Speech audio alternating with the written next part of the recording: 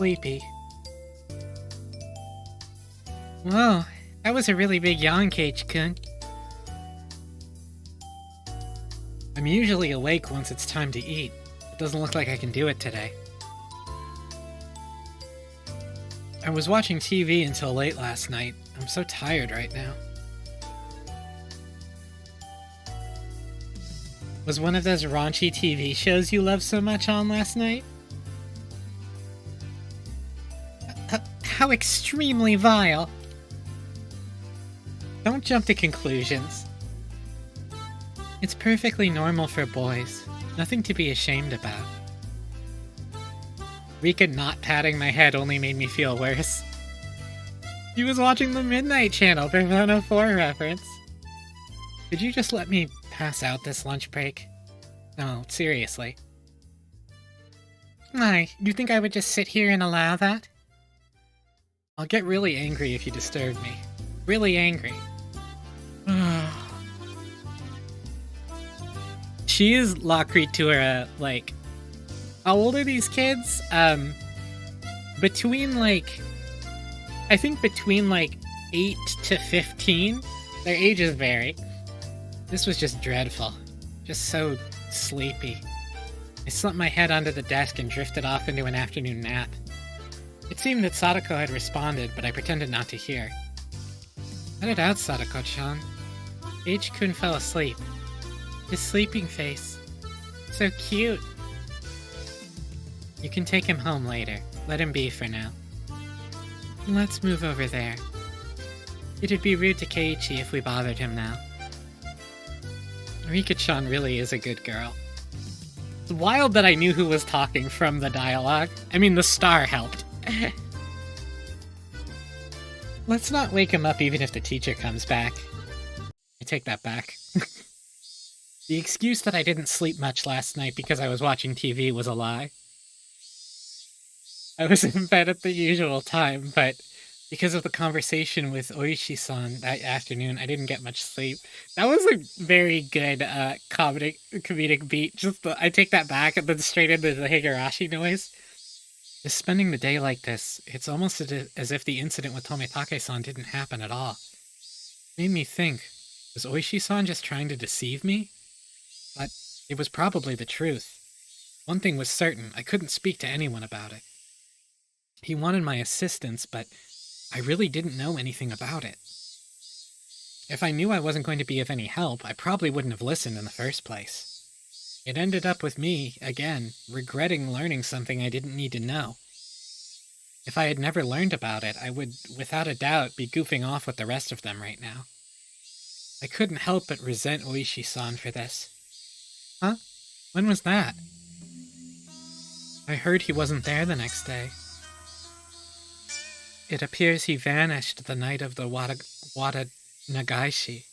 Wada-nagashi. Wada-nagashi. Not Wataganashi. It is Wata-nagashi. Okay, I'm good. I'm gonna have to say this word like approximately 1 billion times. I need to burn it into my brain. Anyway, I'll stop diffusing the tension. Mion whispered to keep others from listening, but I could hear it clearly. On the other hand, Rena's voice was even harder to pick up, but I could still tell that she was quite upset. It couldn't be. Are they talking about Tomitake-san? Take? Not sure. That's all I know. I would have to feign ignorance about this topic because I needed to keep it a secret. Rather than waking up and being forced to lie to join the conversation, it was much easier to just sit here and pretend I was asleep to listen in on their discussion. Wait, why did I have to pretend to be asleep while eavesdropping on my friend's conversation? The guilt stung. So, and me, there are others, right? Too. But they don't know if it's from the curse or if it was an Onikakushi. Onikakushi? Onikakushi? To be hidden away by a demon?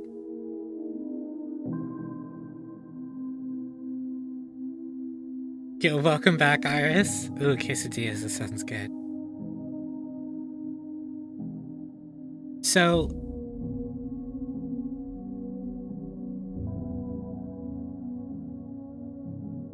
basically, Onikakushi is the phrase "spirited away" is the concept of being spirited away, but replacing the word demon with spirit. So it essentially means demoned away. What a mysterious phrase. I did, however, get the feeling that it meant nothing good.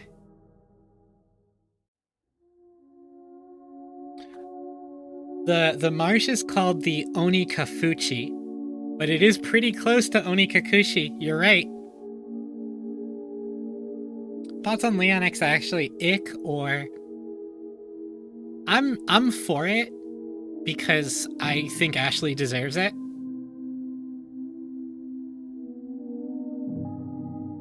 I just support Ashley is all.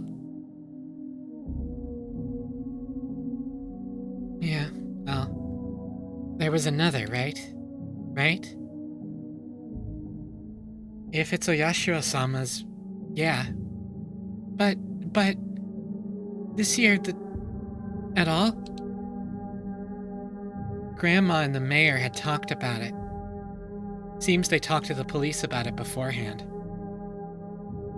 They said they'd take care of whatever happens this year without causing a commotion. Ooh.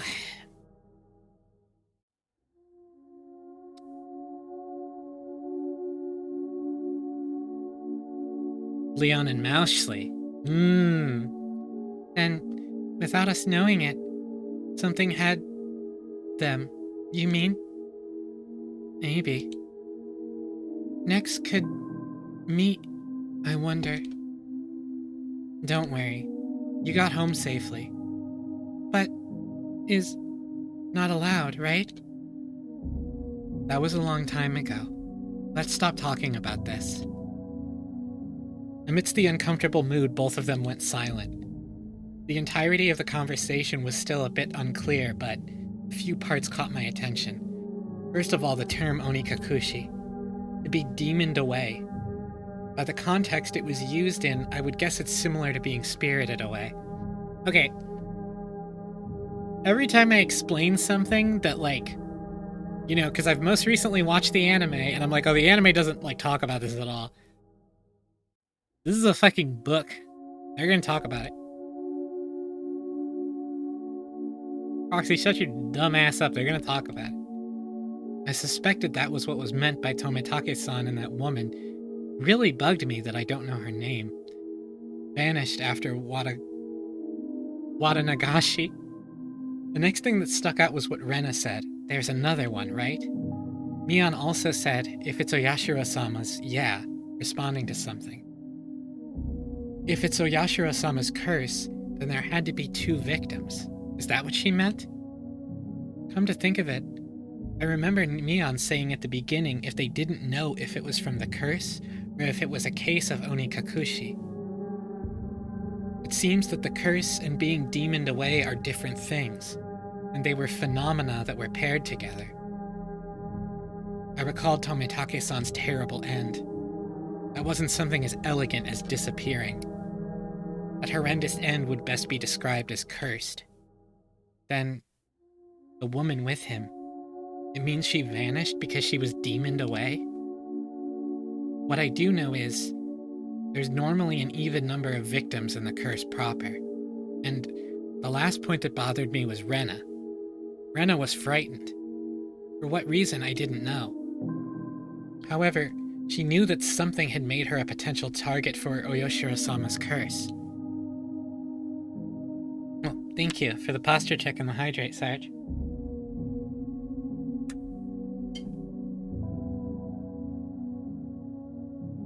If I recall correctly, Oyashiro-sama should be the guardian deity of Hinamizawa. Isn't a guardian deity supposed to defend the citizens and drive out invaders? If I recall correctly, yesterday Oishi-san said that originally the targets were enemies of the village, but recently there was no longer any distinction between them or regular outsiders. But if that was the case, And I would think that I'd be the more likely target, having moved here more recently than Rena. From her composure, I could infer that she was grimly certain that she would be next. I should probably relay what I heard just now to Oishi-san. No, you shouldn't! Don't talk to the cop! What are you doing?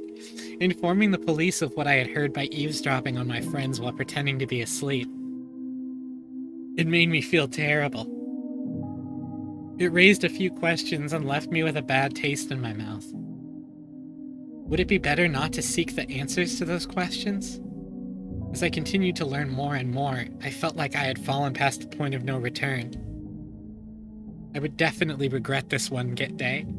Okay, but if there's like a murder, it's a little different. I mean, true, but like Rena's afraid that she's gonna get murdered, you know? So like, she's afraid she's gonna get cursed. So like, that would make me think that like, I would want to talk to her. I would definitely regret ever having learned of these events. The teacher approaches. Keiichi-san, you must awaken. Okay, and also, Keiichi's brain genius galaxy brain, he's like, a few things stuck out to me. And one of the things that stuck out to him was not Mion saying, my grandma and the village elders talked it over with the police and they said they'd take care of anything that happens. That's not something that stuck out to you? Keiichi? Me, the reader, that stuck out to me. In the distance, I could hear the ring of the handbell signaling the start of afternoon classes. Yeah, I couldn't sleep at all. I hastily opened my eyes and raised my head up. It was in that moment when I leaned against the back of my seat. Ow! There was a thumbtack stuck on the back of my chair with tape. She also said this was to be a private matter. True, he did say that. He was like, don't tell your friends. Circumstantial evidence was enough. Sadako! Guilty without trial. Capital punishment. I furiously jumped up from my seat. And I tripped, as if my feet were tangled up. My shoelaces had been tied together. Not bad, Sadako. While I was sleeping, you were able to conceal your presence and pull off this fine piece of work. The teacher came in right as I was about to pull off my shoes and tackle Sadako. Oh! Did you not notice that our teacher has arrived, Keiichi-san? Take your seat. Some sound effects. Not caring one bit, I made her eat a flick to the forehead. Wah! Keiichi-san is being mean. Hey, don't pick on the younger kids, my Barakun. Apologize to her. I saw Sadako stick her tongue out at me. That little brat. Come on, my Barakun. Yeah, I'll apologize. Sorry, Sadako-san. In any case, I apologized, even if it was in a completely insincere tone of voice. Damn her, I'll remember this. Kei-chan, get your revenge at the club meeting. Take your seat. I sat down after Mion told me to. She'd switched to class representative mode.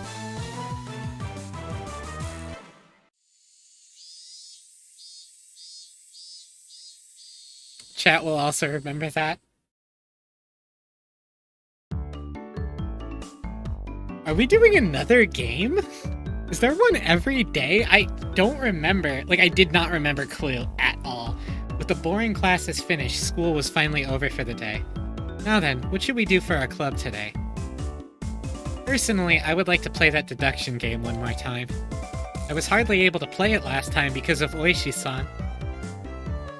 Rena and I weren't even able to test our strategy. That's right. Today, Keiichi-kun and I will be victorious. What should we do? We've never played the game 2 days in a row before. Why not try asking me? Alright, Spade, get some good rest. Thanks for hanging out. Mion looked over her shoulder as we made eye contact. She slowly tapped her palm with her fist as her face suddenly lit up. Oops. I completely forgot. I need to go help my uncle today. Sorry guys, not today. Helping your uncle? Aren't you a little goody two-shoes? Sorry, really. I really did forget. Well then, sorry guys. This old man is headed back home now. Mion left us with that and rushed off to the exit after snatching up her bag. Okay, there is no game today. That's why I don't remember there being a game. You see, Mi-chan, she sometimes goes to help out at her uncle's shop in town. Ah, I thought she wasn't the type to get caught up in such bothersome stuff. She said that she gets paid for it. It's quite a bit of spending money from what I hear. I see. She was able to pay for that mountain of games with what she saved up from there. But that... wouldn't you call that a part-time job? Isn't that against school policy? There's a clause that states family businesses are excluded. Is that what she's calling it? So what now? Pass on the club today? So, we're done today, I guess? Won't it be fine even without the club president? Let's do this. Yeah, generally in Japan, students cannot have part-time jobs without getting special permission. I opened the club locker and began searching for the deduction game from that ever-growing pile of games. Ah, here it is. The deduction game from yesterday. Man, I had to stop just as I was getting the hang of it. At the very least, I wanted to repay Sadako for what she did during the afternoon break. I do not mind. But is that fine for Rena-san and Rika? If Keiichi-kun wants to so badly, I wouldn't mind playing for a bit. I think it's better if we do it when we have everyone together. When she says it like that, I wanted to go shopping if there wasn't a club meeting today.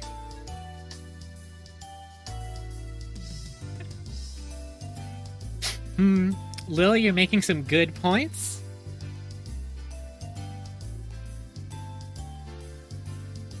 Hot bitches do be repeating back some of the words I say to when I finish speaking to them. Going to buy soy sauce and other things. Oh, that's right. I completely forgot. Well, I guess since it's been a while, I should go treasure hunting. What's this now? Everyone was no longer in the mood for club activities. If I kept on trying to push the matter, it may make them realize I had a trick up my sleeve. Oh well, I'll give up this time. Man, I really was looking forward to playing it. I shuffled through the cards as if I was still caught up on it. At the next opportunity, I shall give you a sound thrashing. The murderer is Sadako. The murder weapon is the pistol. It was you after all. What did you say? Then I'll just... Sadako looked through the cards on the desk and stuck out 3 of them at me. The murderer is Keiichi, in the lounge with the rope. I don't need no rope. I'll just strangle you like this.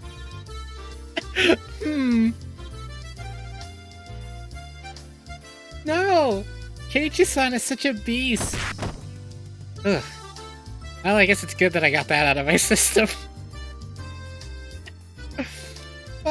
I'll remember this, Keiichi-san. She was used as a plaything for quite a while. How unfortunate. Cute, cute. Bro, that scene was wild. Everyone got ready to go back home. I also helped gather up the scattered cards. I suddenly paused. They were just the suspect cards, but I noticed something strange.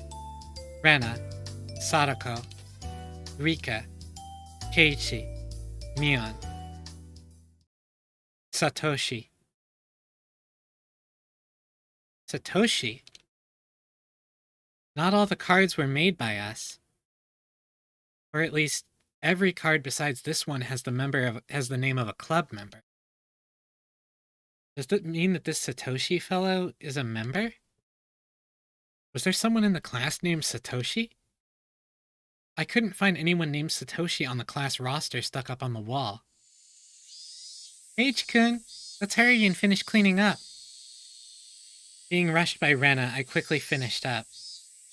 Sadako and Rika-chan had already headed merrily for their lockers, but we were the only ones left in the classroom. Right now, Rena had already gotten her bag and was ready to leave. Rena, there must be quite a few people who transfer from this school, right? I tried asking Rena in a bit of a roundabout way. Rena made a troubled face and then answered. Yeah. Inomizawa is a rural town, right? Some people transfer out every now and then. Then is Satoshi another one of those transferees? Sorry. I don't really know. There was a bit of a pause, but the answer was pretty much immediate. I'm not saying it to be mean. Just last year, I transferred in, so maybe I just missed him. So I didn't hear much about him. Sorry.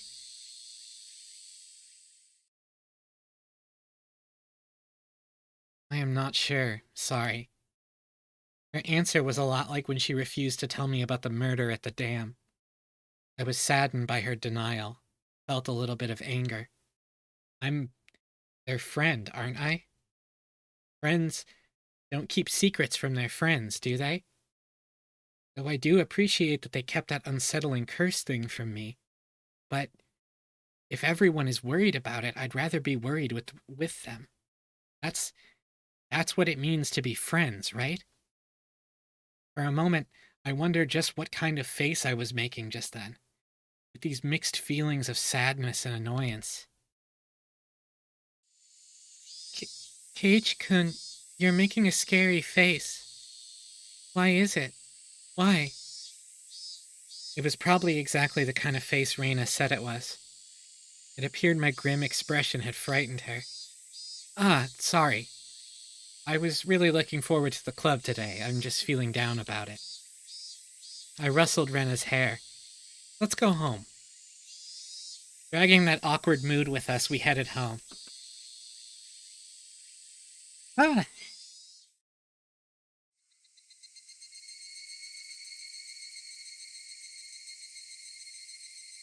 wonder why. Why have I been getting this dumb feeling lately? I didn't know anything. I had nothing to worry about. I was just enjoying my everyday life. My long, outstretched shadow gave no answer to my naive inquiry. H-kun, are you tired, maybe? Maybe? Rina timidly questioned the reason behind my mood. I'm sure my expression made this situation even more unsettling. You think so? Yeah. You seem to have been a little out of it ever since this morning. Maybe a cold? Physically, I was pretty sure I was in perfect health. It may not seem like it, but I've had perfect attendance since elementary school. Reina continued on since I didn't give her an answer. It could be that the fatigue from moving has finally caught up to you. It's completely different from where you used to live, after all. Of course you've gotten tired, since there's so much you need to get used to and remember. Maybe that's it. Perfect attendance? Nerd, truly. Who has Yeah, it has to be. Rena was also like that at first, too. I can tell, you know? I wondered if Rena also experienced the slight bit of alienation last year that I was feeling right now.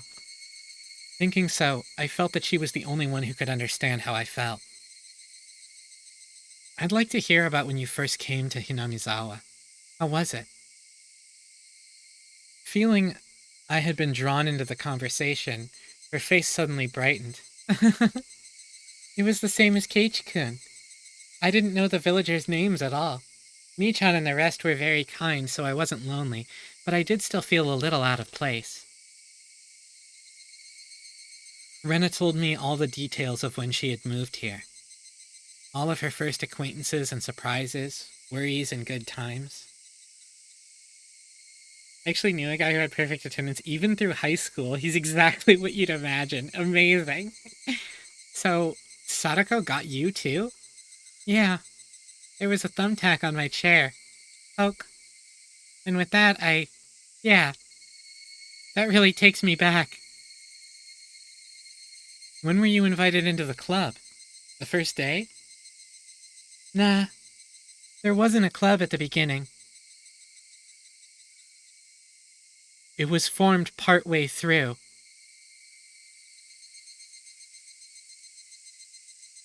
Hey, chat. Do you spot the contradiction?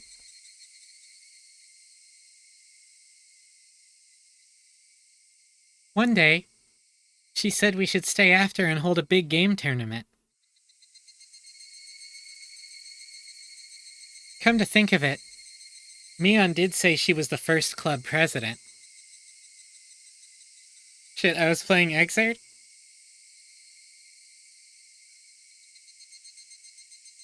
I'll say this. The fact that Rena is a founding member of the game club contradicts something she said earlier. Now I get it. This is a secret, but Michan used to be really bad at the beginning. She'd never win. Huh? Mion? Really? I can't even imagine that. She had to do most of the penalties that she came up with. Seriously, don't tell. I can't believe Mion was like that. So she gradually transformed into a monster who used any means necessary to win during that time. Mion is at her best when she's fighting dirty. I began making more friends besides Michan after that, but yeah. It might have only been since you moved here.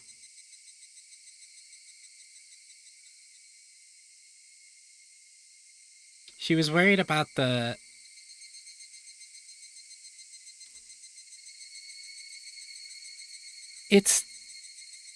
It's what she said about never having met Satoshi.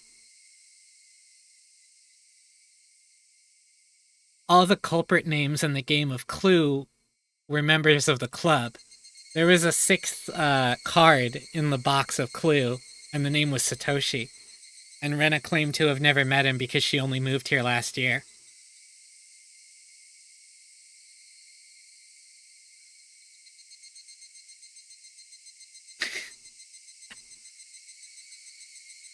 Not introduced yet, but we found out about his name. And Keiichi asked who he was, and Rena was like, oh, I must not know, because I only got here last year.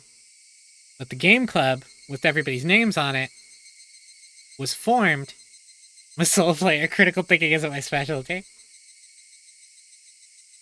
I guess Rena had also been left in the dark about Oyashiro-sama when she just moved here. I guess when they finally told me about Oyashiro-sama, I'd be considered one of them. I wonder when I'll finally be considered one of them. Huh? Did you say something? No, sorry. Just talking to myself. Keiichi-kun, you're silly. Rena was poking fun and laughing at me, and I couldn't help but laugh as well. But I suddenly stopped. Then, after making up my mind, I spoke. Hey, Rena. Is there something that everybody is keeping from me? Huh? No, not at all. You're lying, aren't you? Rena suddenly stopped. Her expression was cold and intense. What do you mean by that, Keiichi-kun? Her tone was still the same cheery and light-hearted one as before. You are, aren't you? Keeping something from me. After understanding what I meant, her expression grew even more intense. Seeing that face, I regretted saying something so rash. But she came back at me in a way I didn't expect. Well then, Keiichi-kun, aren't you keeping something from us? There it is!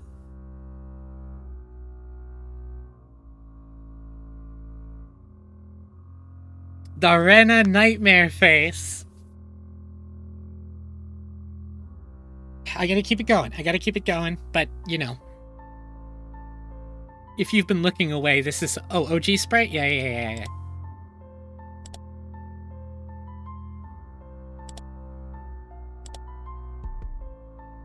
Aren't you terrified?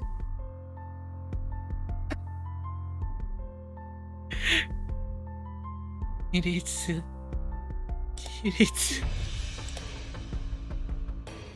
I mean, honestly, yeah, like... Well then, Keiichi-kun. Aren't you keeping something from us? Huh? Her tone didn't change, but it was the first time I'd seen this expression from Rena. With how her gaze pierced through me, I couldn't believe this was the same Rena. Aren't you? Lies or secrets? Aren't you? You are. Secrets. She didn't actually say that part, but she looked as if she did. The incident with Tometake-san, and how I felt alienated from the group. Even without having to think about it, there were things I knew I felt guilty about. But I didn't tell everyone about what happened with Tometake-san to be considerate. I was keeping it a secret just the same way they didn't tell me about Oyashiro-sama. Then, aren't we even? No, I'm not. No lies. Nor secrets. Liar. Her answer was instant and it shook me. Rena stared as if burrowing through me, watching me like a hawk. Why would you say I'm lying? Didn't you say you were called into the teacher's room yesterday during the club meeting, Keiichi-kun? I know. You didn't go to the teacher's room. I swallowed hard. It clearly wasn't a bluff. She knew what happened. The teacher said you had a guest, didn't she? But you didn't talk at the entrance. You talked inside of the car near the school gate. With some man we don't know. Rena knew everything. She knew that I was called out by Oishi-san, and that I heard about the incident with Tometake-san as well. Did she know all of it? Exactly who was that man? I don't know him. Why did someone you don't know have business with you? I want to know that myself. Then what did you talk about? It has nothing to do with you guys. It was a lie. Lies! Rena's scream echoed through the trees, sending frightened birds into the air.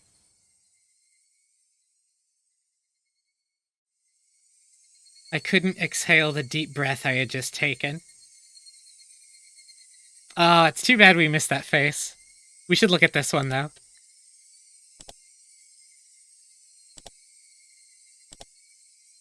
Damn, that is not the face of Mercy.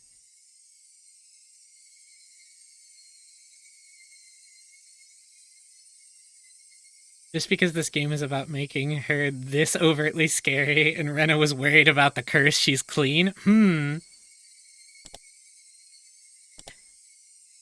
we also have this bitch and the other crazy bitches from the club killed Tometake. I know it. we got some viewpoints. That Usodayo is really good. It's really good voice acted. I couldn't exhale the deep breath I had just taken. No, it was like I wasn't allowed to exhale.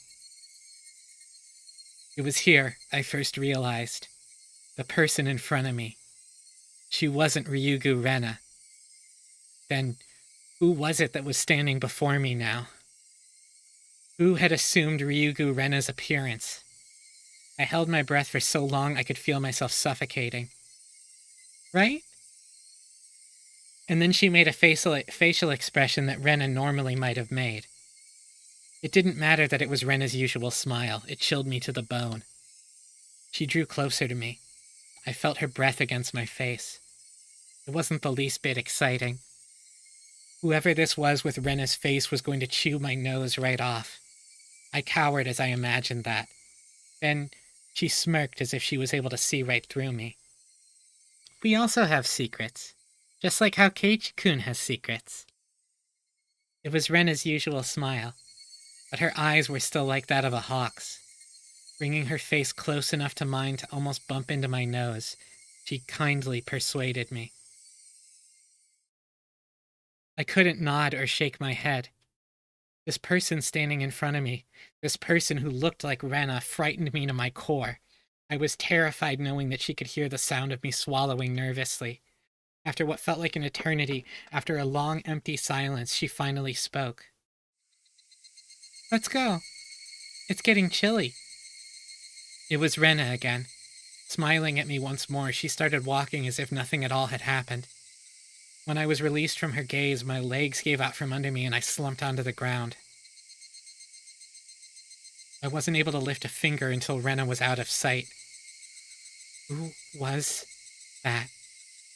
I felt cold. My body was drenched in sweat. I was finally able to form a coherent thought and asked myself again, who was that person who looked like Ryugu Rena? This is just what it's like to be a kid and your mom is fucking insane. It's... yes, but also that exists far more directly in Umeneko. But yeah, it is very much that. I was out of it and couldn't bring myself to do anything until dinner except stare blankly into space. No, it has nothing to do with Beto. It's some side characters named Maria and Rosa. Well, they're not side characters, but they're not Beatrice. Was I terrified from Rena going off on me? No, that's not right. That was someone else who only looked like Rena. Yes, Lily, you did tell me about the Beatrice waifu man. Then who could it have been? It was a dreadful feeling, knowing that there was someone else, not Rena. So tomorrow I shouldn't have a problem talking to Rena like I usually do. Is Keiichi having a psychotic break? He is like not speaking like this is a metaphor anymore. That thought was strangely comforting. He's like, when I go to school tomorrow, it'll be Rena, and so it's fine. I concluded that I should just calm down and clear my head. Those thoughts continued swirling around my mind. Finally, I returned to my senses as I heard my mother calling out to me from the bottom of the steps. Keiichi, it's a call from the bookstore. Bookstore? Can't think of why they'd be calling me. I went downstairs and picked up the receiver anyway. My apologies for calling so late at night. It's me, Oishi of the Okinomiya bookshop. Oishi-san? Oh, it's Oishi-san. Sorry. Since your parents picked up, I said I was from the bookstore. It puts people off when I say I'm a police officer. Oishi-san was, in his own way, rather courteous. Brother just got threatened, blackmailed, kinda did? Even so, I didn't want my parents hearing me talk to the police. I brought the cordless phone with me and dashed back up to my room on the second floor. Sorry for calling so late. That phone number on the piece of paper I gave you yesterday was the old number. My apologies. Can you copy down the number I'm about to give you? Yeah. Okay. He gave me the number for his direct line as I wrote it down. I thought that was the end of it, but he began making pointless small talk, and it was pretty hard to hang up.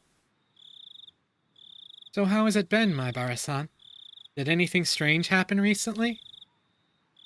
I see. This was the real reason. He really beat around the bush there. His adult conversation skills left me slack-jawed. Are you from around here, Oishi-san? Yeah, I am. Born and raised in Okinomiya. If he's from around here, he might know. Oishi-san, do you know what this Onikakushi thing is about? I believe that's when somebody suddenly vanishes because they've been abducted by a demon. It's a special saying from around here. It has the same meaning as spirited away, like everyone else says. Whereas my friends would say they didn't know when I asked, this older man gave me a direct answer. Made me a bit happy that he answered me directly without trying to hide anything. Hinamizawa was, not sure if I should tell you this, Maibara-san. Don't try to play this off. If you're not gonna talk, then I'm not gonna tell you anything. No, that's not what I meant. It's just, it may make you feel bad. You see, long ago, Hinamizawa was feared as the village where demons reside. Demons? By demons, you mean those pitchfork-carrying things in hell? More like human-eating monsters. They'd go down to villages snatching people up and gobbling them down. That kind of tale. Demons snatching people up is what this Onikakushi really means. They said that the curse and being demoned away happened together. What does that mean? I already knew about the mysterious deaths happening 5 years in a row, but I didn't know there were people disappearing for those same 5 years. The curse and being demoned away happened together? First time I've heard that. Is that how it is, Maibara-san? That's what I want to know. I heard Rena and Mion talking. They said if it really was Oyashiro-sama's curse, then both the curse and demoning away would happen. Snitching! I mean, yeah, maybe they did it, but also, snitching. Oishi-san began hemming and hawing at the other end of the receiver. Maybe something about that came to mind? Maibara-san, do you know the first incident? The murder by dismemberment? Yeah. One of the 6 perpetrators is still on the run, right? Hypothetically, what if he isn't on the run, but he was demoned away? Huh? It was an outrageous hypothesis from Oishi-san. Or it's gossiping teenagers? So true? Also Zero, so true. The incident 4 years ago was the particularly ghastly one. The police already knew the perpetrators. They posted tons of wanted posters with his face on them. They staked out various locations and investigated every possible escape route he had. But after 4 years, there wasn't even a hint of where he might be. That is kind of wild now that I think about it. Unless the police were completely incompetent. Even if it was an outrageous hypothesis, I couldn't simply laugh it off. Then what about the incident the next year? When the man who supported the project and his wife both died in an accident. Well, actually, it was only the husband who died in an accident. His wife's body never surfaced. Unless we find the body, then it's considered a missing person by law. At the time of the incident, with the river below the cliff being muddy rapids, the police divers had searched every branch off the main stream of the river for dozens of miles. But in the end, they weren't able to find her body. But that's just them not being able to find the body. She's still dead, right? Isn't it different from her being demoned away? We cannot say someone is dead without their body. Until a certain number of years pass, by law, she's treated as still alive. The police are probably incompetent. That is always a possibility. I'm not sure if it was right to call that being demoned away. The wife is missing. At least that part was reality. How about the 3rd year? The Shinto priest died of illness, and his wife committed suicide. Maibara-san, that's actually the exact same scenario. The wife had supposedly thrown herself into the bottomless marsh deep in the forest around Hinamizawa, meaning it's all circumstantial evidence. They simply found her suicide note in front of the marsh. A diver was able to recover a few remnants, but they weren't able to find a body.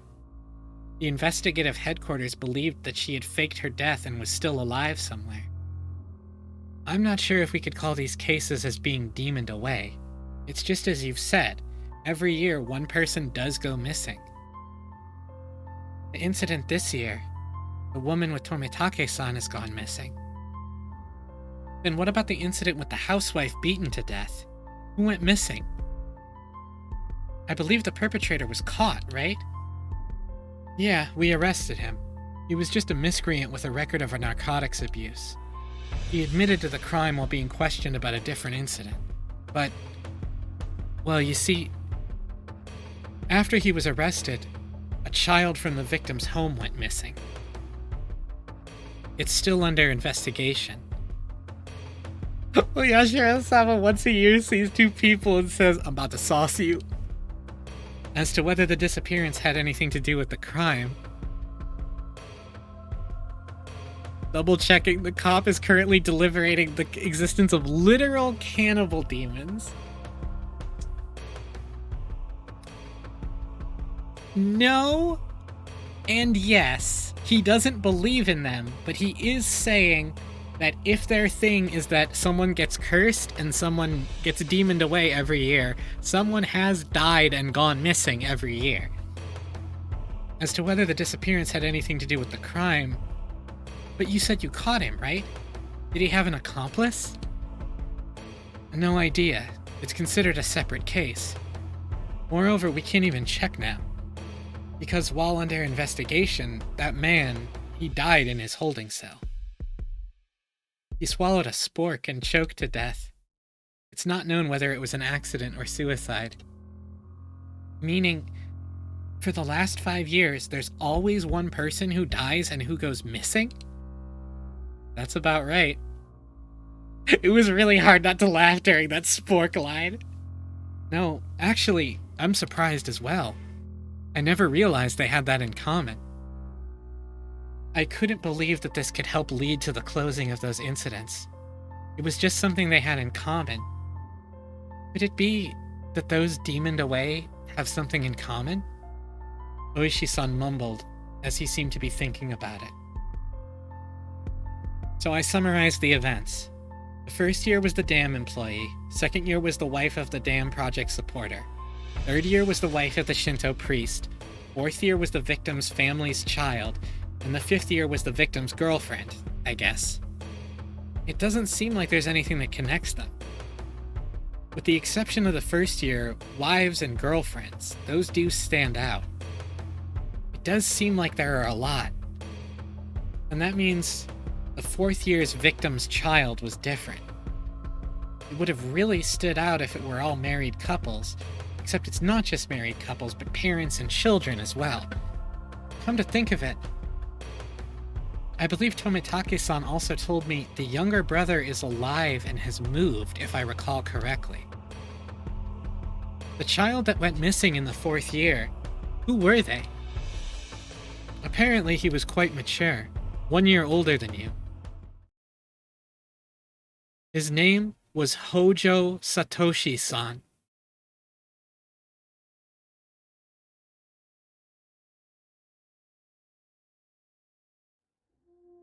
Huh? Satoshi? I remembered that name. Didn't they tell me Satoshi transferred out last year? He was at your school up until last year. Didn't they tell you anything about him? Come to think of it, when I transferred in, I believe they said my seat belonged to a recent transfer student. And where I sat once belonged to the one who was demoned away. It was his seat? I recalled the cold sensation that came from that desk. It made my hair stand on end. I had to step away for a while, so I imagine I missed everything important. Oh, he's just going over the fact with Oishi on the phone that every year that someone was killed, someone also disappeared. And last year, the person who disappeared, their name was Hojo Satoshi. So,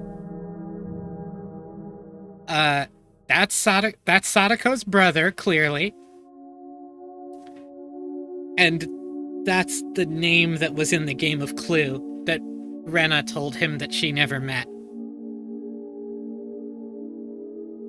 This string of mysterious deaths. No, Oyoshira-sama's curse. I knew now how it connected to me.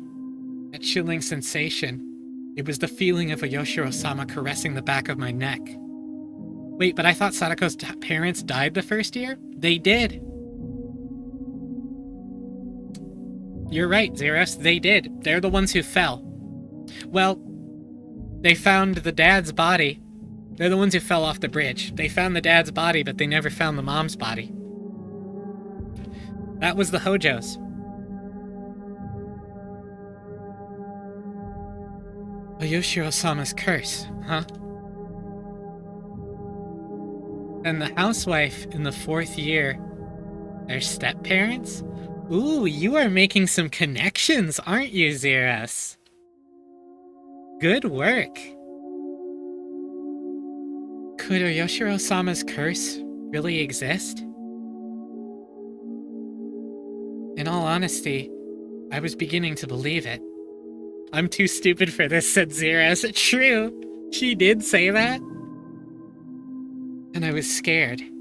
That was why I wanted to say it was a plot crafted by man and not the work of a curse. But the more I dug into it, the less likely that seemed. No, the more I dug, the more mysterious it became. If I kept digging, eventually, I'd reach the point where I'd learn something I really shouldn't know. She was the wife of the first husband's brother. Oh my god, Zeros, yes! Yes, she was! So their aunt, yes! If you just straight up figure shit out with the clues that have been presented with you, I'm not gonna go, maybe. You are 1000% right. The housewife that was beaten to death on the 4th year was Sadako's aunt and Satoshi's aunt. That is correct. So that happened last year.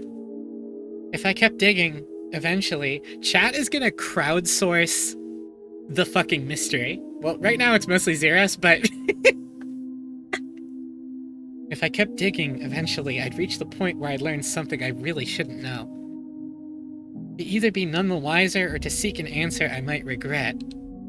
Which one would I be happier with? Although, to be fair, what did Sadako say about Satoshi in this game? That she didn't know him? Sadako has not mentioned Satoshi ever. The only person that,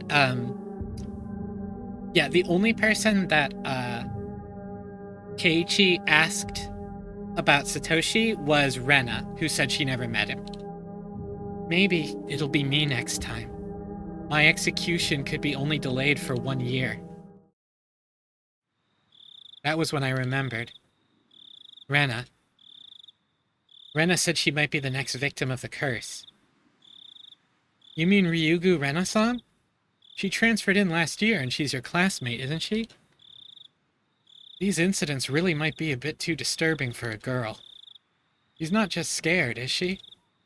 It wasn't that. She said it might be her next. She said it in a way that made me think she had a concrete reason behind it. Misogyny! It felt like she was convinced. Almost as if, you could say she was frightened. Her sudden change in demeanor. That's someone who looked like Rena, but wasn't Rena. That might be unrelated. All the strange things I felt from Rena today came back to me. I see. But also, Oishi is like a 40-year-old Japanese cop. In 1983, yeah, he has to be misogynistic. But Rena transferred the year Satoshi was there, unless she happened to transfer right after he disappeared. Yeah, she was lying. She was lying, and we know that because of the board game club clue game box. That's an absurd sentence to say, but yeah, we know Rena was lying. I see. Then I'll be doing a bit of investigating on this end. Please continue your observations of Ryugu-san, Maibara-san. Are you asking me to keep Rena under surveillance? That's not what I mean, Maibara-san. I just want you to watch out for your friend so she doesn't end up the next victim. About Satoshi, yeah. Not about him being a founding member, about Satoshi. At that moment, just as my mouth was agape, because I was so impressed with his mature, clever way with words. Knock, knock. A sudden knock at the door sent my heart racing. In an instant, I had pointlessly covered up the end of the receiver. Keiichi, get the door, please. On the other side of the door, I heard my father's oddly upbeat voice. What could it be? It's so late. Sorry, my dad just came in. Can we leave it at this for tonight? Yeah, my apologies again for calling so late. If you find out anything else, please let me know. I'll tell you if I make any progress on this end. Well then, have a pleasant evening. Keiichi, hurry and open up. Daddy's got his hands full. What is Dad doing? What is man doing? I had stayed in the same position while on the phone the whole time, so my joints were aching. Goofy music! When I opened the door, I saw my father was standing there with a tray. On that tray, cookies and 2 cups of black tea, a fairly fancy spread for our household. There was even sugar and lemon slices on the side, everything you could ask for. This was quite the show of hospitality. What's going on, Dad? What's all this for? Come now, don't play around, Keiichi. I'm coming in. Dad was in high spirits and had a smirk on his face. But for my entire life, I'd never seen him act this hospitable. What had gotten into him? Oh, sorry, did you figure it out? So, what were you talking about? I jumped. It's not something I had to keep from my father. But how could I explain to him I was talking to a detective, I'm assuming he was, this late at night? Nothing much. Just a friend. I don't mean the phone. She was here, wasn't she? Rena-chan.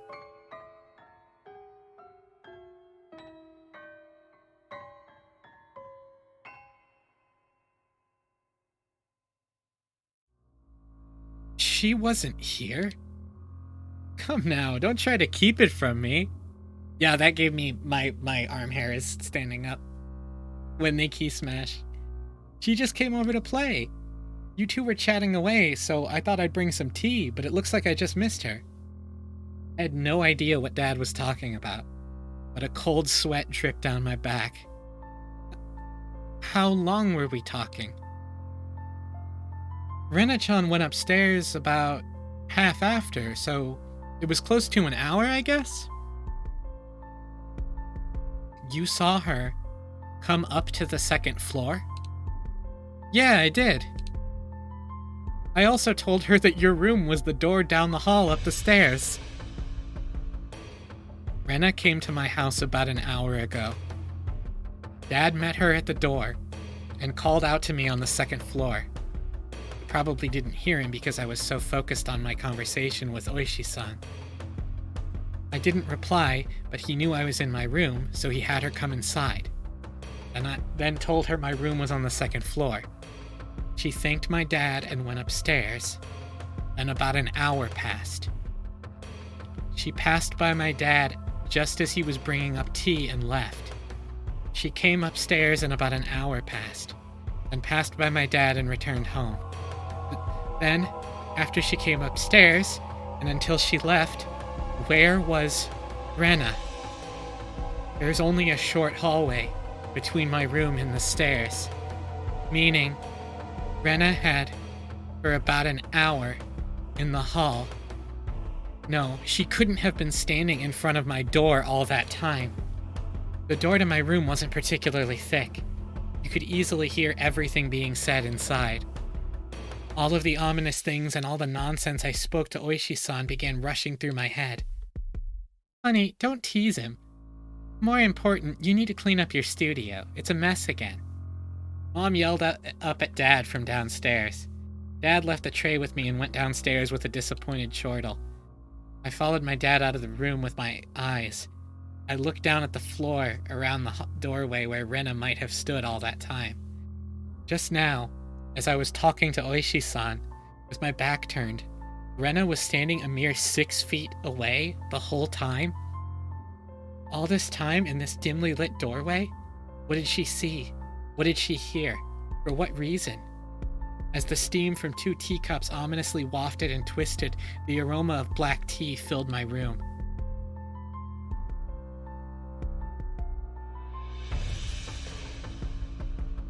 Higurashi, when they cry. Ooh. Sorry, I wanted to really nail that section, but I'm enjoying the chat reaction.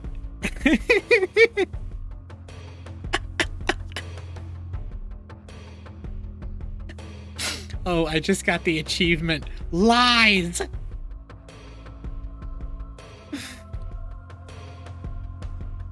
Ooh. Well, we got a new tip. A notice from the police chief. Yeah, the music transition is really what kills it in this game. It was originally called a sound novel. The Departments 1 through 12. Prefectural Police Headquarters, Director General redacted. The Chief Constable and all faculty members. In cases in Shishibane City, Hinamizawa Village has been reported by several sections of mass media. It has drawn global attention, which is causing serious repercussions for the local residents. It's become a very serious situation. To protect the livelihood and prosperity of the residents, here's some rules. Designate the following criminal investigations as classified. Okinomiya Station Case 1982 Case Number X, Hinamizawa Village Housewife Murder. Case Number X, Hinamizawa Village Student Disappearance. Non-disclosure of information. Okinomiya Station 1979 Case Number, Hinamizawa Village Site Foreman Murder. Shira Station 1980 Case Number, Shira Natural Park Falling Incident. Okinomiya Station Case Number 1981, Hinamizawa Village Shinto Priest's Wife's Disappearance. Requesting self-restraint from each organization concerning the release of sensitive information. Please see attached reference materials 1, 2, and 3. Management.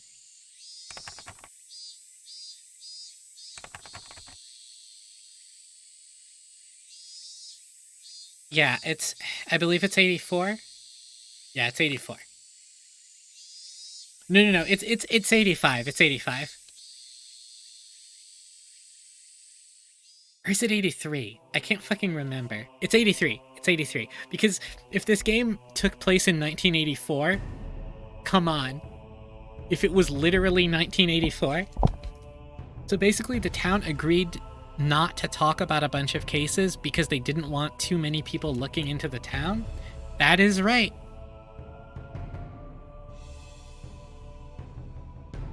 '83 was the housewife disappearance. Fuck, does this game take place in 1984?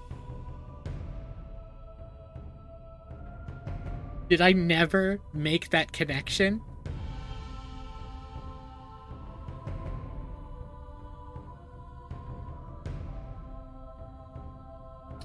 No, it begins in the summer of 1983. It is 1983. Okay. Oh, I got Rena's old sprite when she yells liar. Oh, please do.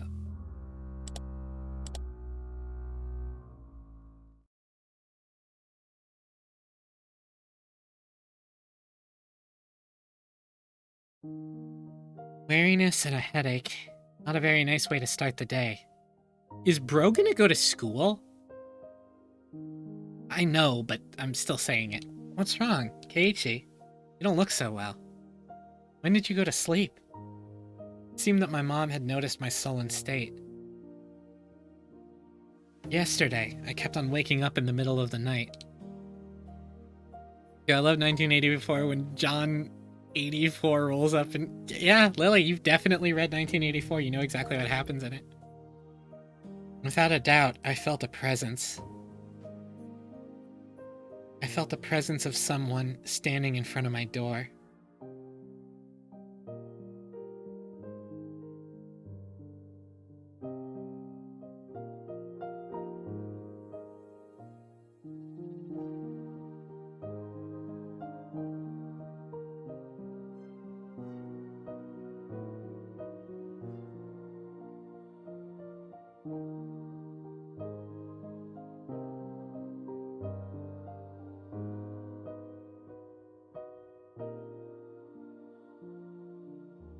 Sorry, I had to respond to something important real quick.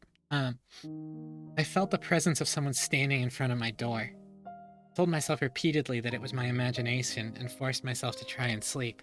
Except, not being able to stand it, I gathered up my courage and opened the door. Of course there wasn't anyone there. Is the liar sprite cute? Oh, I gotta... Wait, I actually have to look.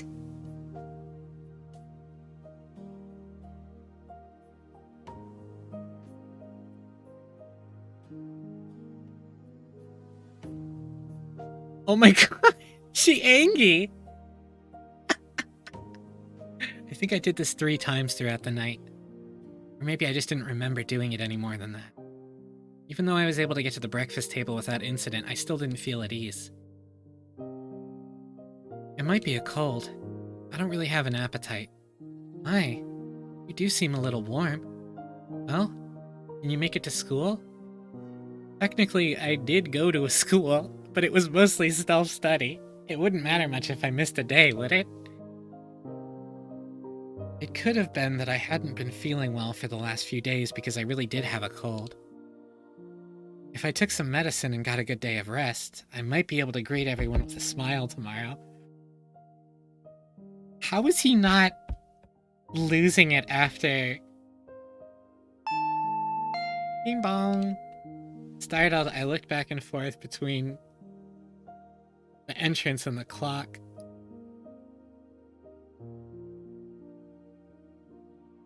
It was 10 minutes later than when I usually met up with Rena.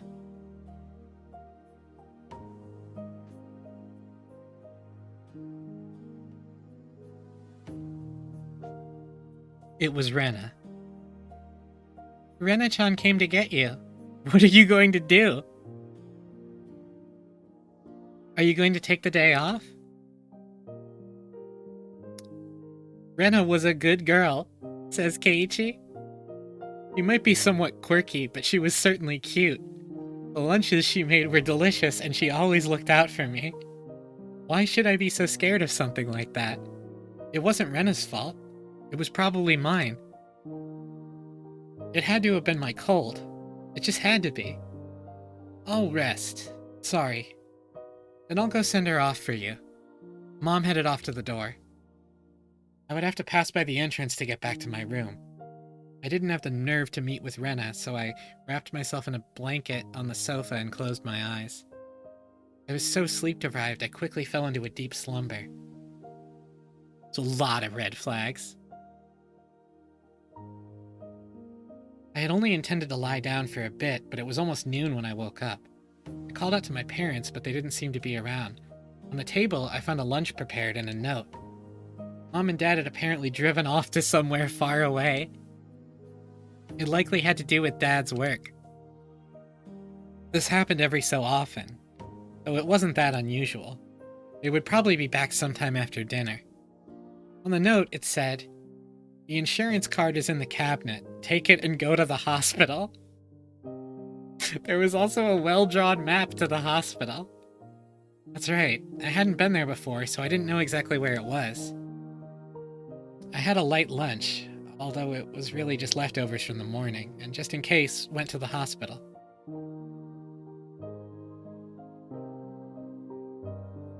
Normally, I'd never be here in the middle of a weekday. Couldn't see the red flags past her big meaty Rishi hands.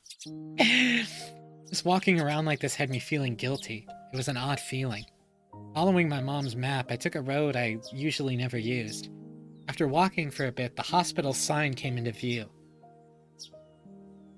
Irie Clinic was written rather stylishly on the sign. The clinic wasn't very big, but based on the scale of the rest of Hinamizawa, it was far too grand. There was a parking lot and even a reserved spot for buses. They must be making a mint. I spaced out in the air-conditioned waiting room until it was my turn to be seen. Maibara-san, please make your way to the examination room. Big, meaty claws. After properly answering all the chatty doctor's questions, he responded with the old, "It's probably a cold." They gave me a shot and 3 days worth of medicine. I thought it was a little overboard, but if it would clear away the gloomy feeling I'd been having lately, then it was worth it.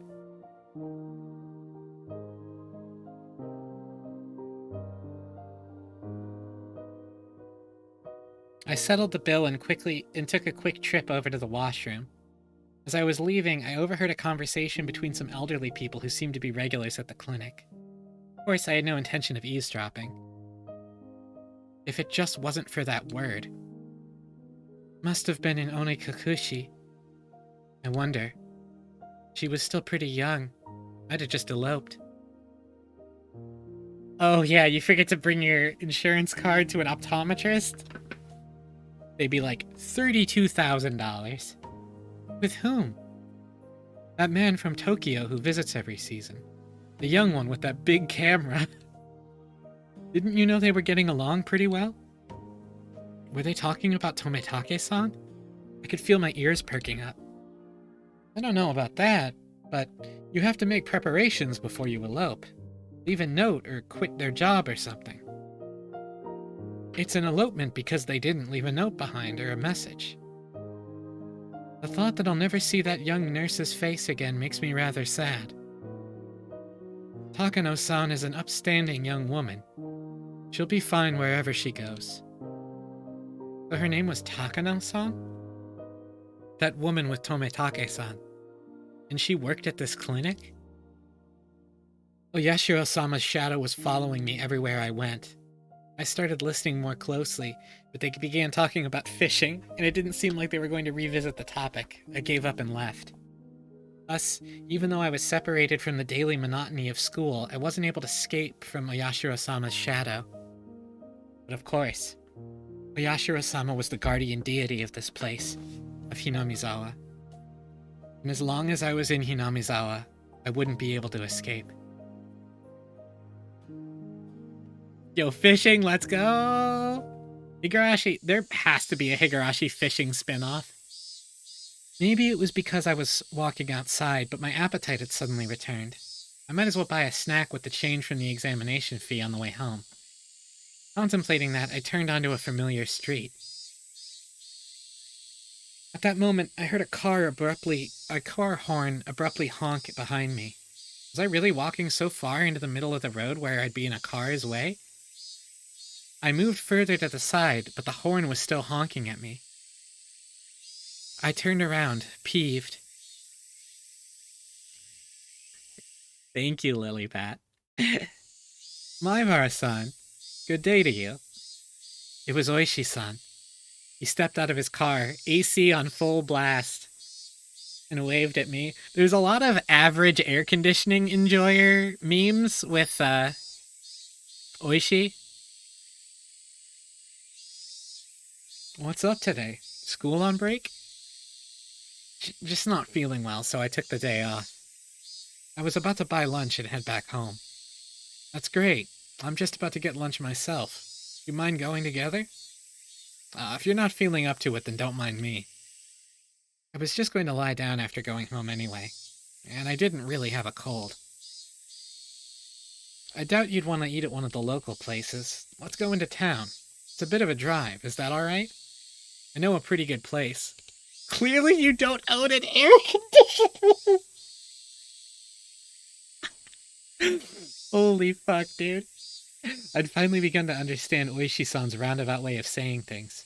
Probably wanted to talk to me about stuff that would be difficult to discuss while in Hinamizawa.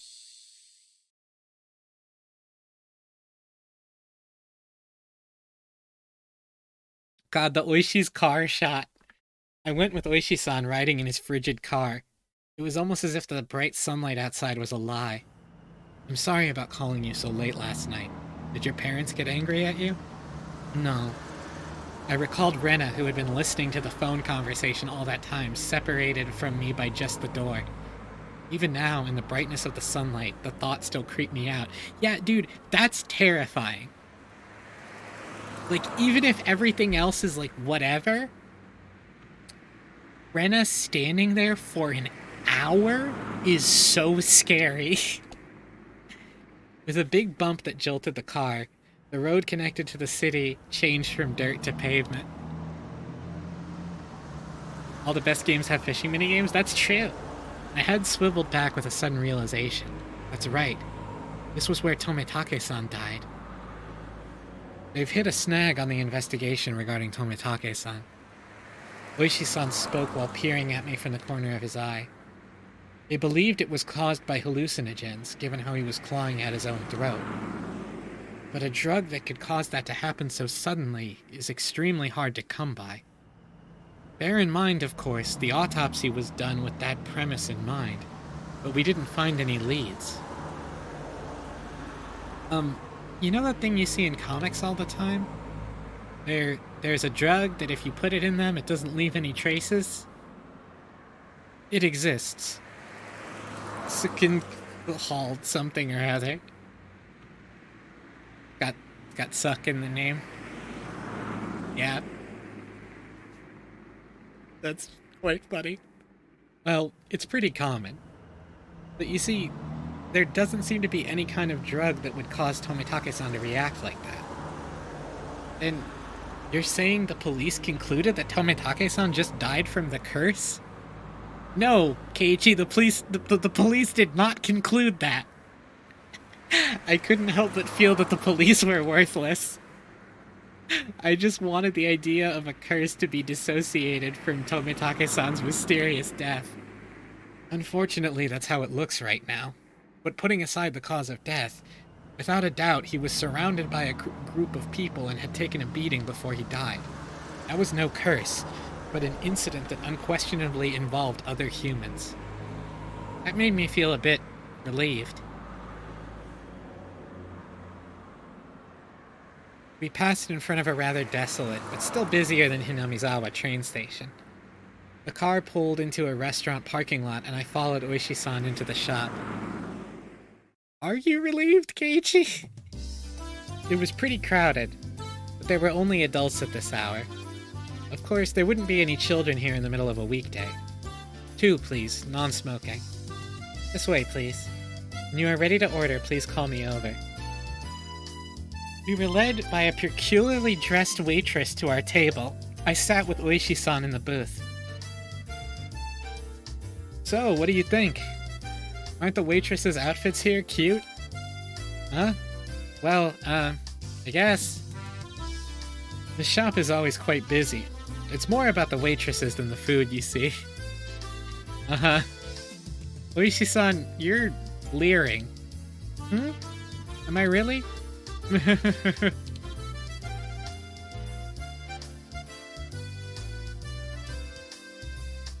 Fucking awful. Regardless of how the waitresses looked, the food was decent enough. Finishing our meals while talking about some inane topic, Oishi-san's after-meal cup of coffee arrived at the table. Yesterday we talked about Hinamizawa's past, didn't we? Yeah, that it was the village of man-eating demons or something like that. I didn't know much about it myself, so I asked my grandmother about it this morning. Oishi-san took the notepad that was stuffed in his breast pocket. Turns out that Hinamizawa used to be called Onikakushi, or Ogre's Abyss. Oh. Onikakushi? That's quite the name. The name is still around. The marsh where the Shinto priest's wife drowned herself is still called Ogre's Abyss. It's said that the depths of that marsh connect to the realm of demons. Of course, nobody had told me anything about such an ominous marsh. And you see, it appears they were both feared and revered. A respect born of fear. I guess you could say it was a kind of deification. A village of inhuman creatures. Seems that the demons were senin, or mountain-dwelling mystics of sorts. Taking villagers with incurable illnesses into the Onikakushi and healing them, for example. Even if we are calling them demons, Tengu, long-nosed goblins, or senin would be a more apt description. They don't seem like such terrible people, even though they were called demons. But they were still man-eating demons. According to the story that my grandma told me, as payment for treating the son's illness, let us eat the mother who brought him here, was apparently how things went. The price of curing her son was herself? That's unsettling. Of course, the mother took her son and ran. Then, you see, all the people who lived in Onikafuchi, the demons chased them down, rounded them up, and captured them. I would also play this SMT game. The entire village, apparently. That's quite a frightening thing to imagine. In the end, it seems both the mother and son were caught and eaten. The end. There's a problem with this story. Both witnesses in this story were eaten, so nobody would be able to tell the tale. You can tell when a character is just being Ryushiki and pointing out a, contradiction in something. Keiichi's like, wait a second. Huh? There are plenty of old fables like this. In contrast to the ghastly tale, Oishi-san laughed heartily while sipping his coffee. But, well, there are quite a few other tales, where the demons from Onikafuchi band together to capture their prey. I recalled that Mion said that all the villagers united and fought against the dam reconstruction. I saw similarities with how that part about unification overlapped. Normally they hunted down a single person, and they chose who it was going to be beforehand. Huh? That caught my attention. Oishi-san also appeared to be pondering what it meant. My grandmother told me that you must never interfere with the demon's hunt. You should just hole up in your house and hide under the covers, she said. So what does this all mean? It means you mustn't ever help or protect the prey. As long as you don't disturb the demon's hunt, no harm will fall upon the villagers. It seems there's that kind of rule. Basically, don't help the victims. Pretend you didn't see the atrocities, in other words. What happens if you break the rule? Well, they're man-eating demons after all.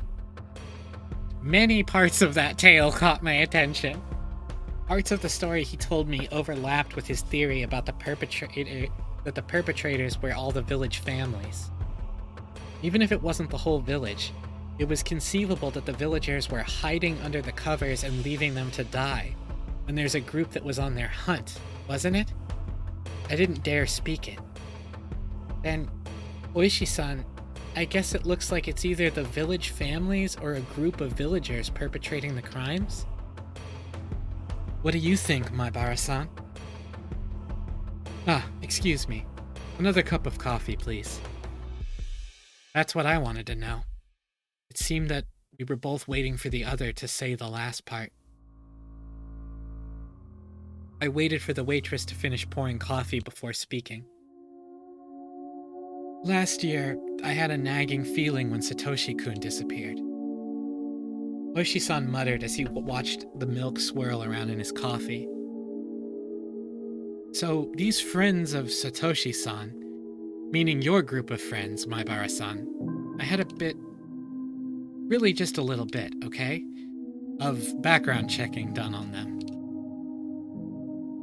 If Oishi-san had said this to me before, I would have been furious, since he told me earlier not to suspect my friends. But as I was now, I couldn't. This might sound pretty stupid. Maibara-san, if you feel that it's stupid, please say so. I'll just stop.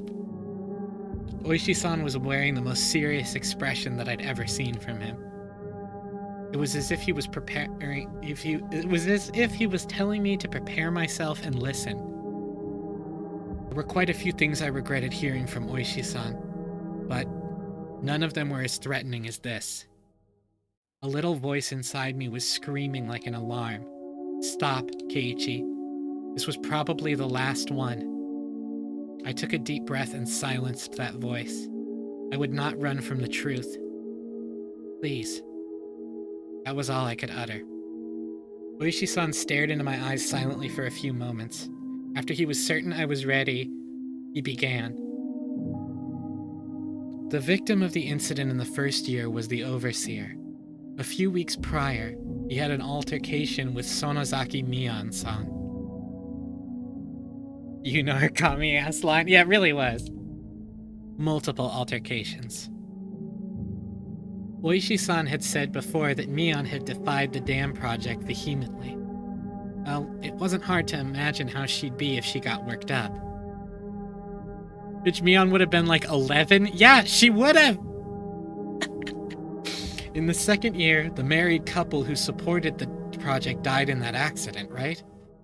They had a daughter. Her name is Hojo Sadako-san. Well, we knew this one. We put this one together.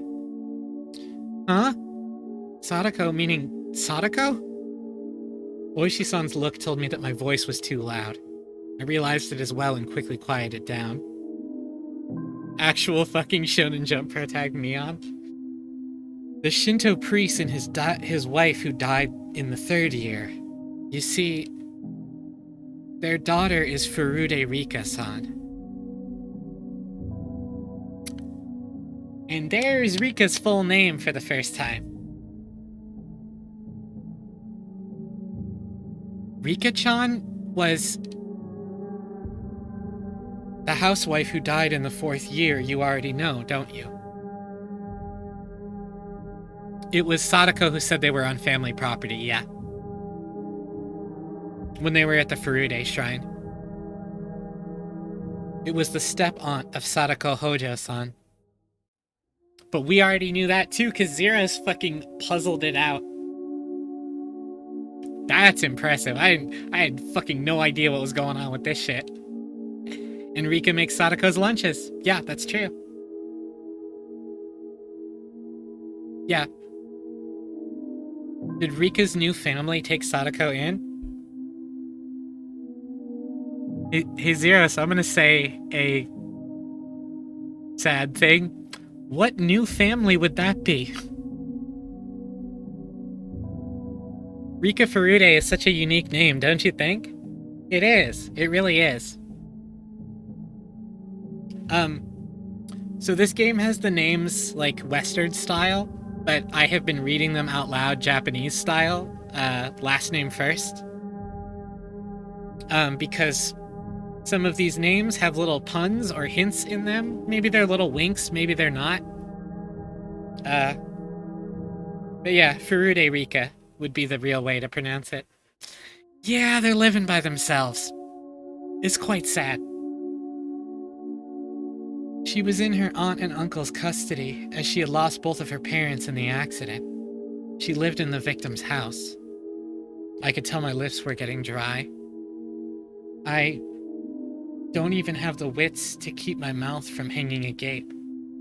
Oh, thank you for the hydrate. Well, remember, Rika makes their lunches. Rika's an even better cook than Rena. I had thought it was nothing but a bizarre incident, one that I could easily distance myself from. But, oh, games? Shrine donations or fucking hush money or some shit? Well, who are the village families? We've heard this talk of the village families. What's important in this village? And, you know? But clicking and clacking, it had snuck up all the way to my feet. The one who disappeared, the fourth year, by the way, was Sadako-san's older brother. What? Wait, just a second. It took everything I had to finally say that. I gulped down a glass of water and once again wiped my face with a napkin. Calm down, my Barakeiichi. But Oishi-san was relentless. Instead of waiting for me to finish sorting out my feelings, he started speaking again. The last of the things I shouldn't have heard. All of the victims seem to be connected to your group of friends. That has to be just a coincidence. Naibara-san, keep it down. Everyone's looking. Neon? Sadako? Rika-chan? So what if they're connected? They're telling me all of my friends, It couldn't be. It just couldn't be. Oh, Rena is different, isn't she? Rena isn't connected with the victims at all. Ryugu Rena-san was living in a suburb of the Ibaraki prefecture up until last year. Well, it's true she hadn't directly met any of the victims. He said it in a roundabout way. Is he saying she's also connected? Actually, I looked into her. Before Ryugu-san was moved away to Hinamizawa, she was suspended from school. It seems she went through her school building and broke all of the windows. Rena did that? She broke all the windows at her school? That same silly Rena had... I couldn't even imagine it. It seems that after her 3-day suspension, she didn't return to school. Kind of based, true. She went to a neurologist and was diagnosed with dysautonomia. She was given weeks of counseling and medication. Mae Borowski pilled? Like, literally. She was actually diagnosed with dysautonomia. I wonder if it was something like a nervous breakdown. Yeah, only 3 days. I'd heard that it happens to people who are really methodical or overly sensitive. Neither of those matched Rena's easygoing personality. And in the counselor's medical report, he recorded all the conversations he had with Rena-san. It shows up. And quite a bit at that. Nightmare eyes. Oh my god, yeah. What did? I pressed forward carelessly. There couldn't be anything more for me to regret. She mentioned the word Oyashiro-sama.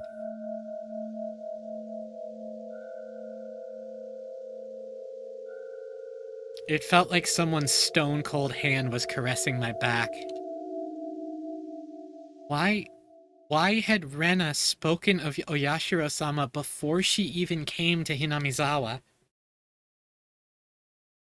Seems that the Oyashiro-sama she spoke of was like a ghost appearing in her house every night. Standing over her pillow, looking down at her. My mind froze. I couldn't process what I was being told.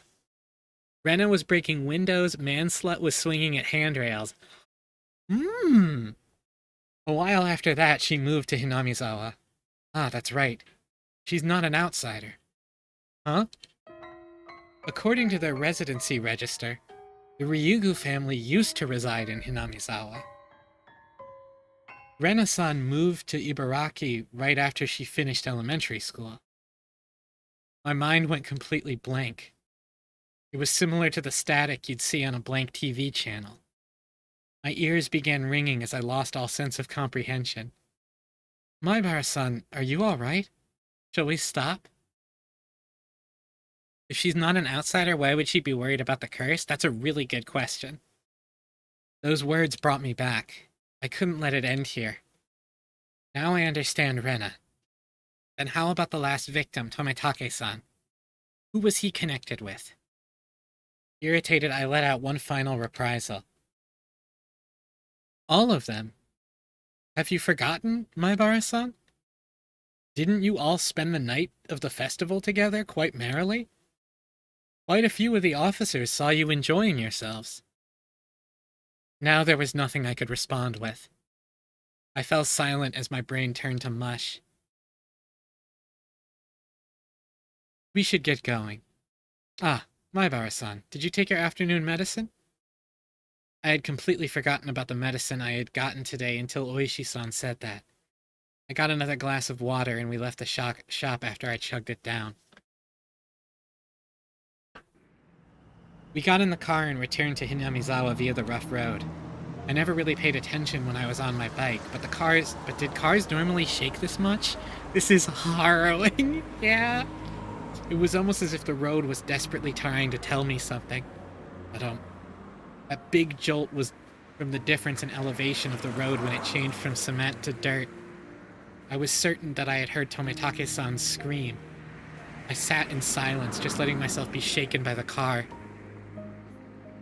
I'll drop you off at your house. You missed some school because you were ill, correct? My apologies for the long conversation. Why did you talk to me? I blurted out the question. Really just blurted it out. I didn't expect an answer. I did check with you first, didn't I? If we should just stop. Not that. Why did you reach out to me? I understood quite well that Oishi-san was investigating this string of suspicious incidents. But why was he telling me all this? I knew nothing and couldn't help. Everything Oishi-san spoke of was news to me. First of all, what could I, having just moved here, know? By chance, if there was a reason for Oishi-san to reach out to me, then it would have to be that I looked suspicious to Oishi-san, as if I was part of Mion's circle of friends. I'm retiring this year. I plan on moving away after retiring as my grandma wants. So while I'm still on the case, I want to bring the truth behind this incident to light. So, Oishi-san, you suspect them, don't you? All of them. Oishi-san didn't really give a response. It felt a little late, but I thought it was his way of showing a bit of consideration for my feelings. This is mostly my intuition from 30 years on this job. Maibara-san, you're the one in danger. Huh? I wanted to reply with, that was absurd, but in my downtrodden state, I couldn't bring myself to say it. No shit. How old is he and how is his grandma alive? Great question, Hex. I'll be retiring this year, so I won't be at the Wadanagashi Fest next year, so I want to settle things. In other words, he was insinuating that on the next Wadanagashi, I might be the victim. I've been warned by the chief as well. Each incident in this string of cases has been solved, so don't bring it up again, or so I was told. This is the pressure that I'm facing. Pressure? From what? Someone in Hinamizawa. We've arrived. Is this fine? After some time, the car finally reached the path to my house. The clock read 2 p.m.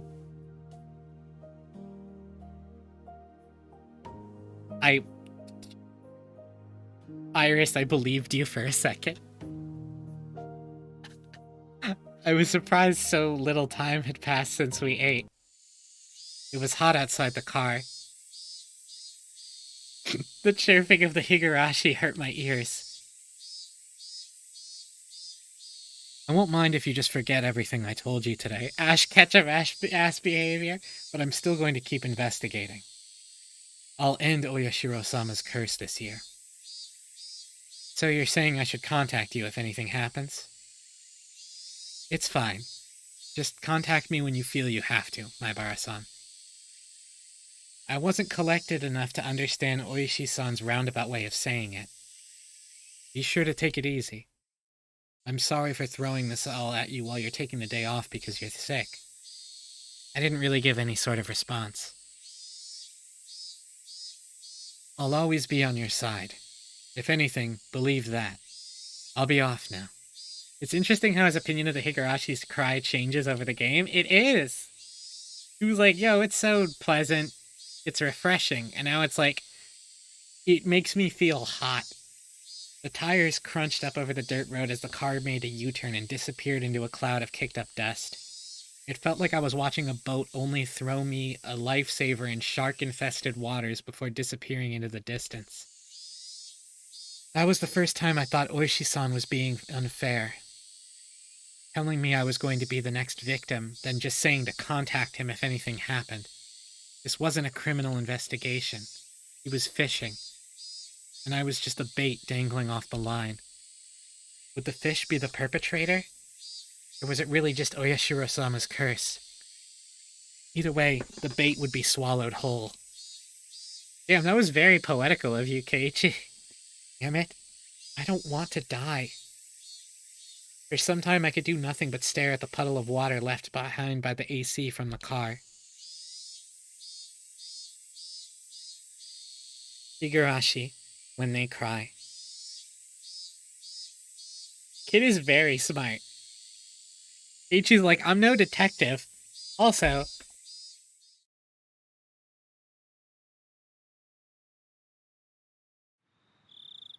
I wonder how much time had passed since I laid down. It was getting dark outside. My body was soaked in sweat. It would probably be a good idea to change my sheets. At that moment, the phone downstairs rang. It was probably Mom. Mom was quite the worrywart. Maybe she had called many times, but I just didn't notice it. Hello, this is the Maibara residence. Oh, he's alive. Hello, this is Mion. How you doing? Is this one of Keiichi's friends? Keiichi is resting now, but shall I put him on? Huh? Is this his dad? Sorry. Idiot. You fell for it. Huh? Kei-chan?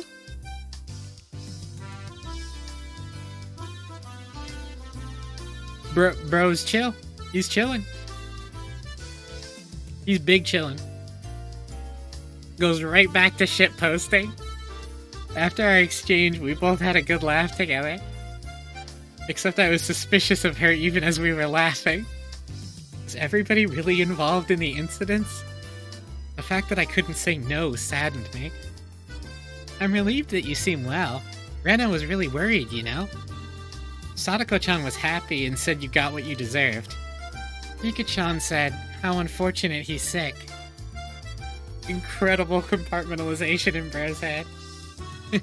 Looks like everyone was making a big deal out of it. Well, you know.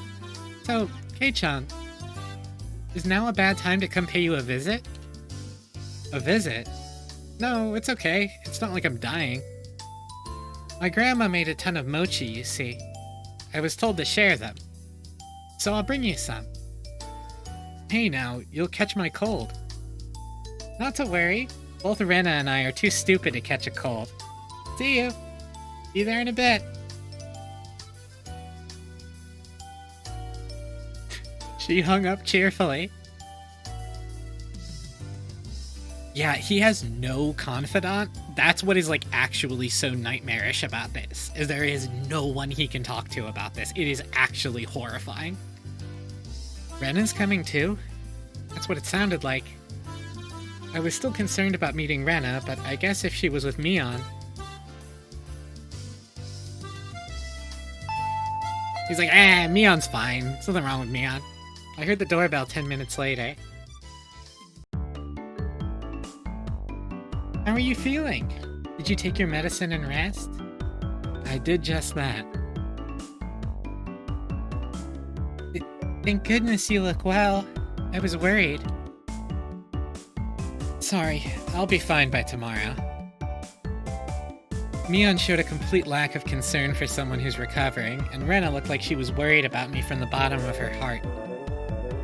It didn't look like there was anything behind those expressions. I thought we might hang out for a bit, but it looks like you're not quite in the condition for it. You don't say. It seemed my face appeared a bit sullen. And here, Keiichi-kun. These are the mochi Michan's grandma made. Rena held out the package wrapped in newspaper. There might be about 5 in here. It was quite hefty. Ah, thanks. Send my regards over to your grandma, Mion. Yep. There's one that I made in there as well. I wonder if Keiichi-kun can guess which one. This is Kei-chan's homework since he missed the club meeting today. There are letters on each mochi, so I'll ask you tomorrow. Were you checking if I was feeling better, or did you just come here for club activities? Yep, looking fine. Guess you'll be able to make it tomorrow. Man, what are you gonna do if my fever comes back because of your shenanigans? Michan, we shouldn't be making such a racket. Let's go. The other people here will get angry. Both of them thought my parents were home. It was because the entranceway was a mess. You're right, let's get going. Ah, by the way, Kei-chan. Yeah? What did you eat for lunch? The sudden question startled me, and I went wide-eyed when I saw Mion. I had never seen her like that. It was a highly unsettling visage. But why is she asking me about what I ate for lunch? What she said was so inane it was almost meaningless.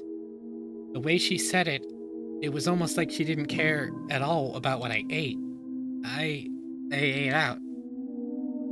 She must have suspected that I was with Oishi-san. Anyway, I felt that if I hesitated or tried to change the subject so that they'd read too deeply into it, so I tried answering as quickly as possible. Except, contrary to the efforts I had made, there was a pause before they replied. So you ate out for lunch, Keiichi-kun. The glimmer from Rena's eyes had changed at some point as well. It was now sharp, as if to make me feel the feigned ignorance behind her words even more. As if she already knew. That's how it looked to me. Well, was it good? Why are you asking me this? Mion was speaking in an unusually low tone, almost as if she knew that I had eaten at the restaurant in town. No, I'm overthinking this. I mean, both of them should have been in school at lunchtime. There was no way they could have known where I was. Seems you were with a rather austere-looking older guy. Who was he? The package with the mochi I was holding slipped out of my hands. Is he gaslighting himself? Bro is being forced to play Death Note. There's a lot of theories in chat right now. I could tell the blood had drained from my face, making me go pale. Oh? H-kun, who was he? Could it be the person from before, I wonder? I could feel the back of my throat growing dry. This was no longer a bluff. They knew everything? How do you know that? It took everything I had to finally force those words from my throat. My knees were shaking. Because there's nothing this old man doesn't know. Mion sneered knowingly, and her laugh seemed to carry on forever. So, Kei-chan, what did you talk about? It seems like you got pretty worked up over it, too. We weren't talking about you guys. Yo, Tyler, what's up? Welcome. It didn't have anything to do with you or Rena. Ichi is fumbling the bag so hard. Look at Rena's face! Oh, you want to see the old sprites? Yeah. Oh no. They're just looking straight. We are going to beat you to death. Why does she have a gun? It is canonically an airsoft gun, and it's not in the new sprites because it's really, really confusing that she has it. It's just a piece of character design. It's not in the new sprites because it confused the fuck out of people. She does not actually have a gun.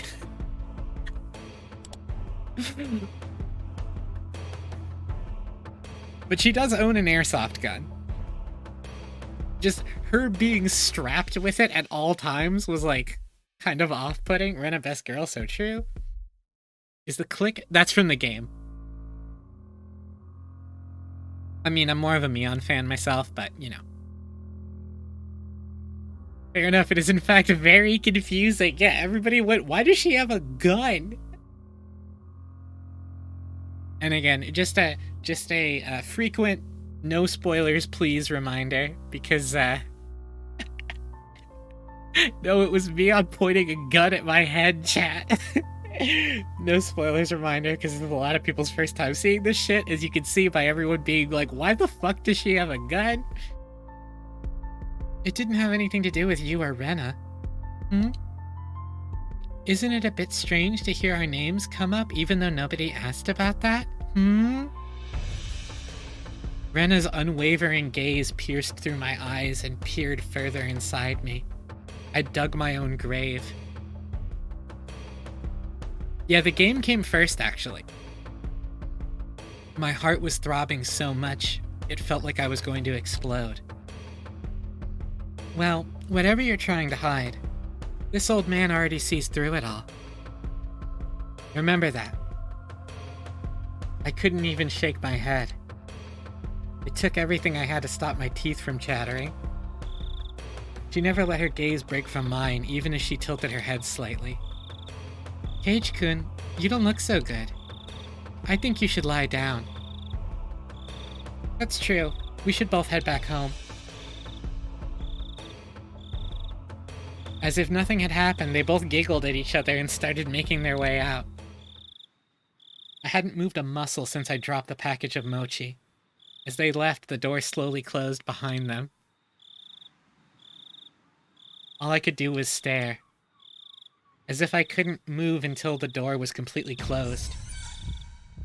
Just as the door was about closed, it opened again slightly with a sudden creak, sending my heart racing once again. A single eye peered through that narrow slit, and Mion's hawkish gaze peered at me once again. See you, Kei-chan. Yeah. I'd hate it if you missed school tomorrow, alright?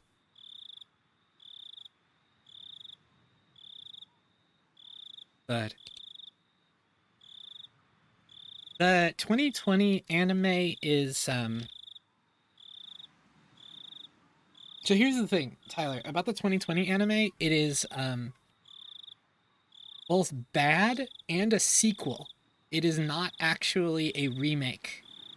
It is a sequel to the original Higurashi anime. If you watch, like, the 2011 anime, you can get a pretty good sense of what's going on, but the 2020 anime is actually totally different. I just joined. Did something strange happen? Hi, Marana.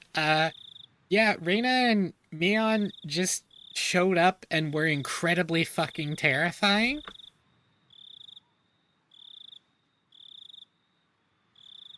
I watched the original anime over a year ago. Oh, gotcha. So you know what's up. Welcome, Marana. How's it going? I wasn't able to move a muscle even after their low laughter died off into the distance and silence once again enveloped the room. Coming back to my senses, the first thing I did was lock the door. They knew what Oishi-san and I talked about? Why? How? Look, I've made some coffee. I'm fucking gaming? Hell yeah.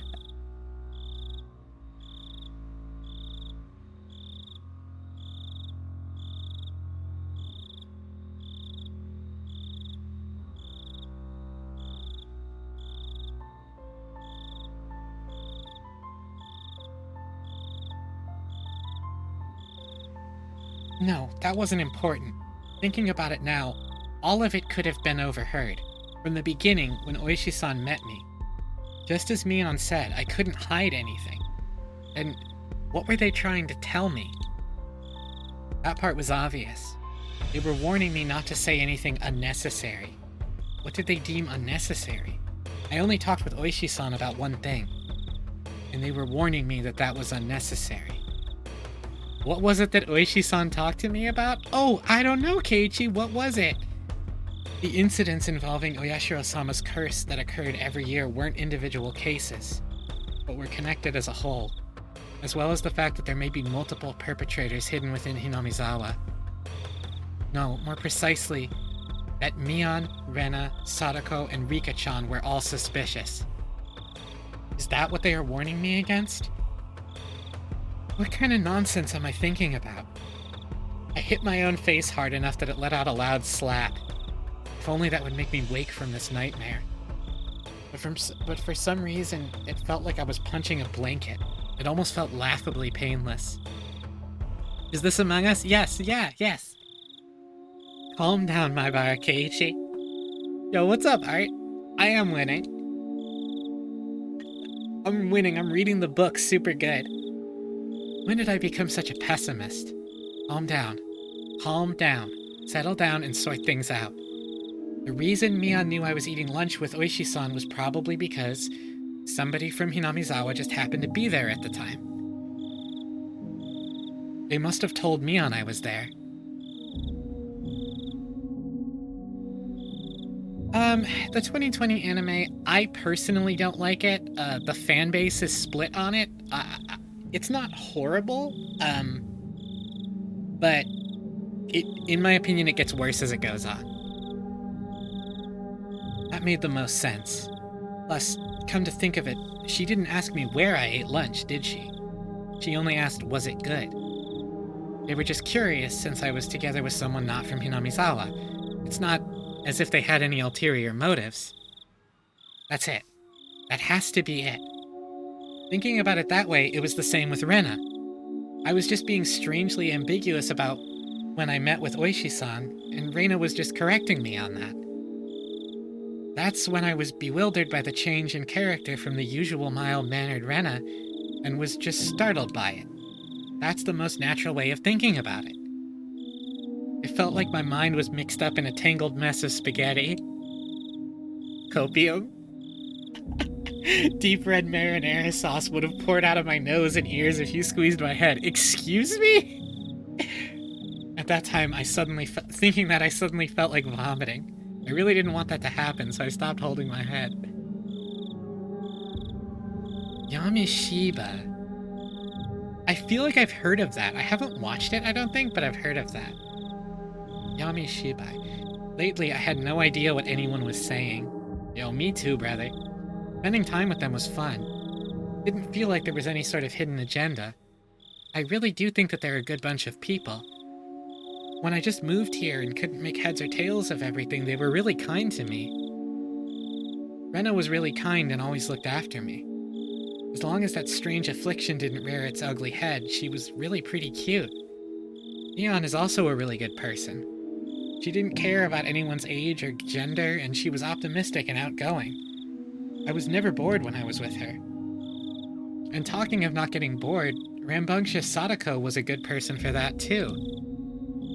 She was pretty bratty, but that was just the way she interacted with others. Rika-chan was the same way. She didn't speak often, but that didn't mean she was always silent. They're my friends. But after hearing of the better untold secrets of Hinamizawa from Oishi-san and Tomitake-san, when I was told about there's a lot of names in a row. When I was told about Ayashiro-sama's curse, things started going crazy. And hearing from Oishi-san that Mion, Rena, Sadako, and Rika-chan were all suspicious, after that everyone changed. That's right. It all started getting weird after Oishi-san told me all that strange stuff. At that time, I really should have just not listened to those weird stories. And I even shouldn't have heard about the past incidents from Tomitake-san the night of the Wada Nagashi. If I just hadn't gotten that strange sense of curiosity. If I just hadn't... That's right. So that's why they... Tomitake-san. That impudent outsider speaking to the likes of me after everybody went out of their way to keep it a secret from me. They probably... Oishi-san as well. For trying to unearth what everyone was warning me was better left buried. Besides that, he was unforgivable for spewing words that made me doubt the others. They fucked him! Of course a guy like that is going to get... God, that looks so funny. It looks... so funny. It's like vaguely spooky to see his own inner monologue censoring it, but it's also very funny. Of course a guy like that is going to be pegged. Oh, that's so good. Well, Tomitake-san and Oishi-san were nothing but outsiders after all. They were entities who couldn't coexist with the people of Hinamizawa. Those guys should just fall to Oyashiro-sama's curse and just... It wasn't their fault. It was my fault for not being able to hold back my curiosity. It wasn't their fault. It wasn't their fault. It wasn't their fault. It wasn't their fault. It wasn't their fault. It wasn't their fault. So Keiichi's doing well.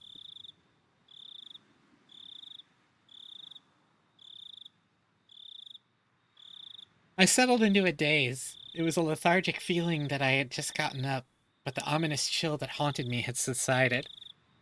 A chair? Keiichi sounded like he wanted Oishi dead for a sec. He kinda did. It was wild. It has a lot on his plate.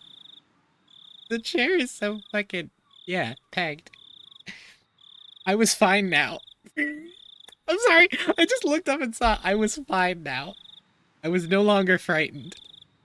I had completely recovered.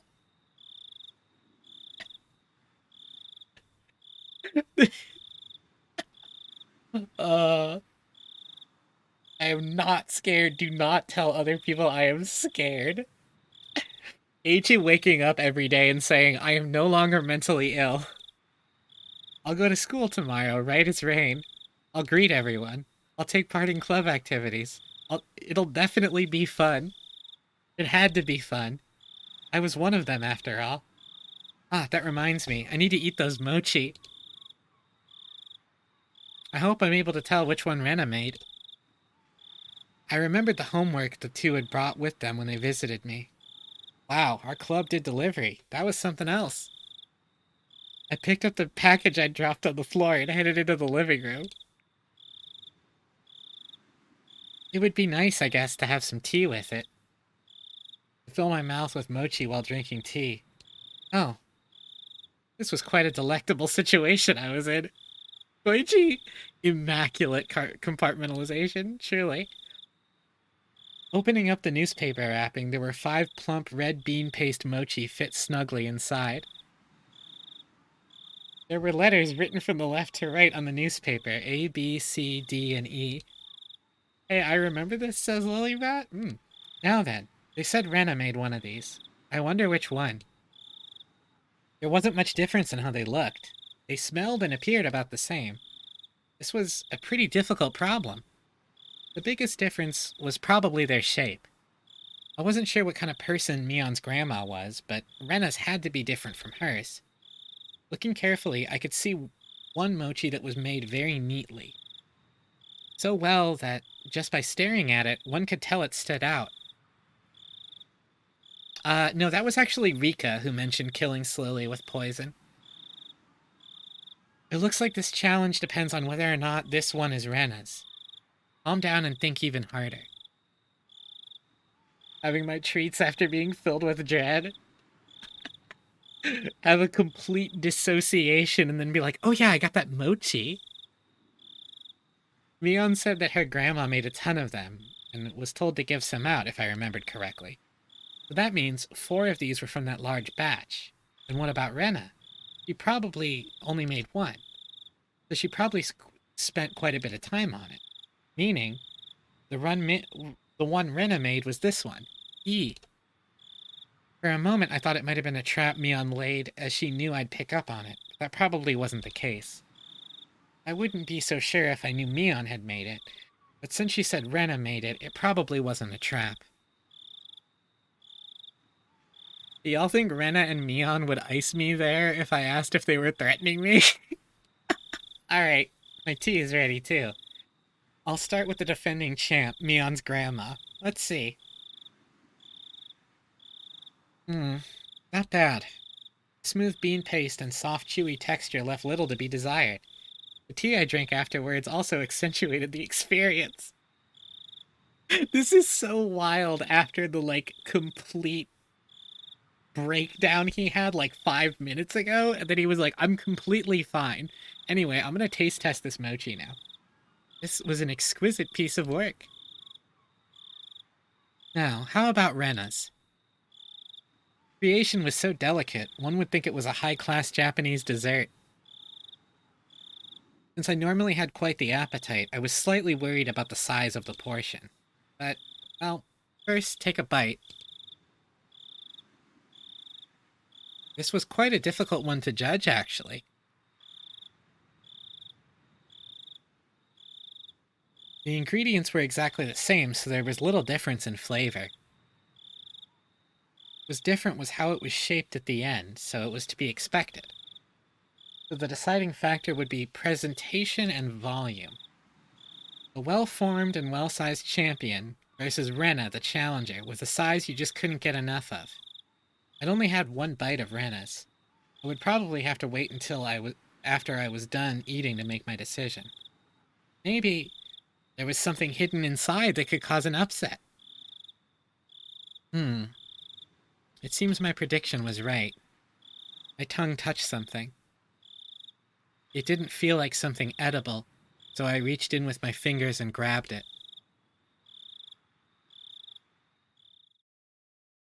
What? What was this?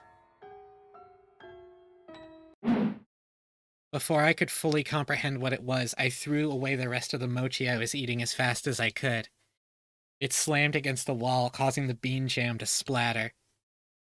Then, after sticking for a moment, it slid down to the floor. I was dumbstruck by my own actions. What was I doing? Rena had gone out of her way to make it for me. How could I? Dumbstruck, I looked down at the hand that had performed such a vile act, and then I remembered what I had taken out of my mouth. At first I thought it was a hair. Even though it was shorter than Mion's, Rena's hair was still quite long, and it wasn't this short. It was also a bit too hard to be a hair. It was thick enough to roll around on my tongue. There was a bit of a metallic sheen on one end of it. Ah yes, there was a hole for where thread goes through, like it was a sewing needle. Yes, that's right. It looked very much like a sewing needle. Exactly like one. The end was pointed as well, quite sharply. It really did look just like a sewing needle. Huh? What did I mean by looked very much like a sewing needle just a bit ago? I couldn't answer. But a voice inside me already knew and let me know by chattering my molars together. I couldn't stave off the terror welling up inside me. Suddenly, I tasted something metallic and felt a prickling pain at the back of my throat. I stuck my fingers in the back of my mouth and felt around to see if I was bleeding. Suddenly, I felt the urge to vomit. The sharp taste of bile irritated the back of my throat. I clasped both hands over my mouth, and after writhing in agony, I was somehow able to hold back the nausea. I was finally able to breathe normally again, but this time my heart was intensely throbbing. Then it finally registered. Exactly what was mixed in with the mochi. Before I could think of the correct word, my hands were already on the move. I tossed the rest of the mochi against the wall. The geometric patterns of the scattered bean jam on the wall suddenly invoked a terrible omen in my mind.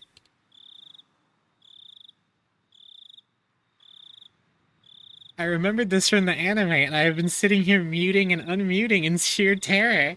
Aw, that's so cute. Yeah, this scene's pretty terrifying. Brother, take this shit to police, quit fucking around. After looking away, I dashed out of the hall and flew upstairs to my room, where I stayed under my covers until morning. I clutched my own shoulders, howling madly in a mix of fear, anger, sadness, and frustration.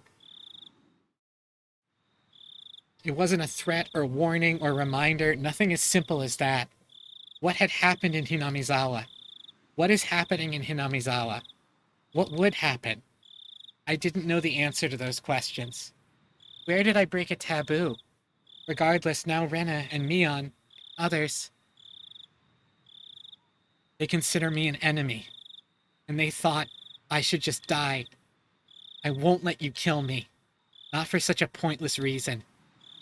I fell into a restless sleep as if I was being crushed by my negative emotions. It was as if I was being drawn into a billowing, bottomless marsh. Wait, did they all have needles? We don't know, because Keiichi really didn't Higurashi when they cry. Keiichi did not accurately explain what was going on.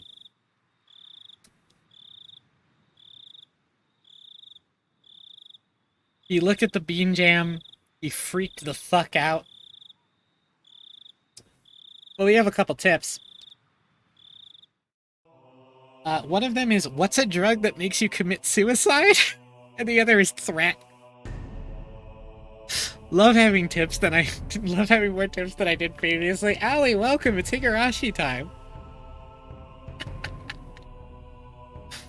We're deep in the madness. Okay, this looks really cool. It's a fucking banger. let's cut to the chase. Is there a drug that causes someone to kill themselves? No, it was mochi. It was red bean mochi. Oh, thank you for the posture check and the hydrate. We all live a good tip. We are being sent death threats by children. Not directly, no. That's quite a roundabout response. You're saying there's one that does it indirectly? Something that puts you into a suicidal mental state, like that. That's hard to say. What would a suicidal mental state be? We are being sent death threats by children! Like a person with a serious bipolar disorder. Believed that people are most likely to attempt suicide when swinging from depression to mania. Clinical depression and bipolar disorder are different. Now it's time for Psychology Hour. Clinical depression indicates a prolonged state of depression, whereas bipolar disorder is characterized by a passive, depressed state accompanied by a very active manic state. Individuals with clinical depression suffer from low self-esteem and are quite pessimistic. Why is this psychology explanation written like JoJo dialogue? Allie, that's... yeah. But rarely commit suicide. They do not have the willpower to commit suicide. That's a wild... Nor does the mania on its own lead to suicide. That has an opposite effect, filling the person with confidence and making them feel as though they're walking on air. Thus, they do not commit suicide. That's interesting. Neither state not causes suicide, but when the condition changes, they might do so. There is a desire to commit suicide when in a deep state of depression, but they do not have the willpower to commit such a formidable act. JoJo is a Higurashi reference, this is true.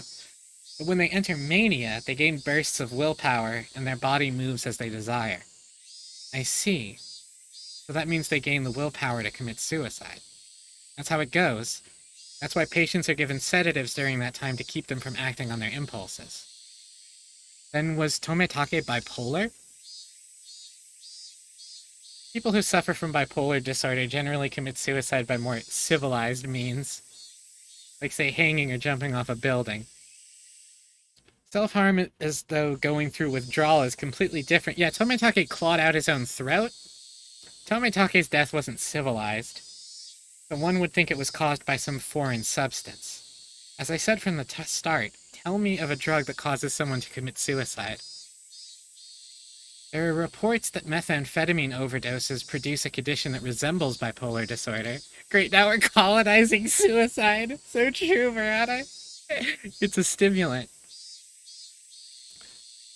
Barbiturate overdoses are also reported to cause erratic behavior. That's a sleep aid. There were no signs of stimulants. Are there any other possibilities? All I can think of is that it's some sort of illness. Something like Graves' disease, which affects the thyroid and is known to cause symptoms that resemble bipolar disorder. But Graves' disease has many characteristic symptoms of its own. The deceased exhibits none of them. I wonder, is there something that could happen more spontaneously? Something that fits this case and would cause someone to want to commit suicide all of a sudden. Are you familiar with organic mental disorders? In short, it's a condition where the brain is out of whack due to a physical injury or illness. It can be caused by drugs, but it can also be caused by physical trauma, encephalitis, a stroke, or even tumors. Basically, even without a drug, one can succumb to an irregular mental state. The deceased was surrounded after being chased, and his life was in danger, right? All that stress could have messed with his brain chemistry. He could have hit his head, and those factors combined might have caused him to mutilate himself. It's a possibility. Could you explain it to me in simpler terms?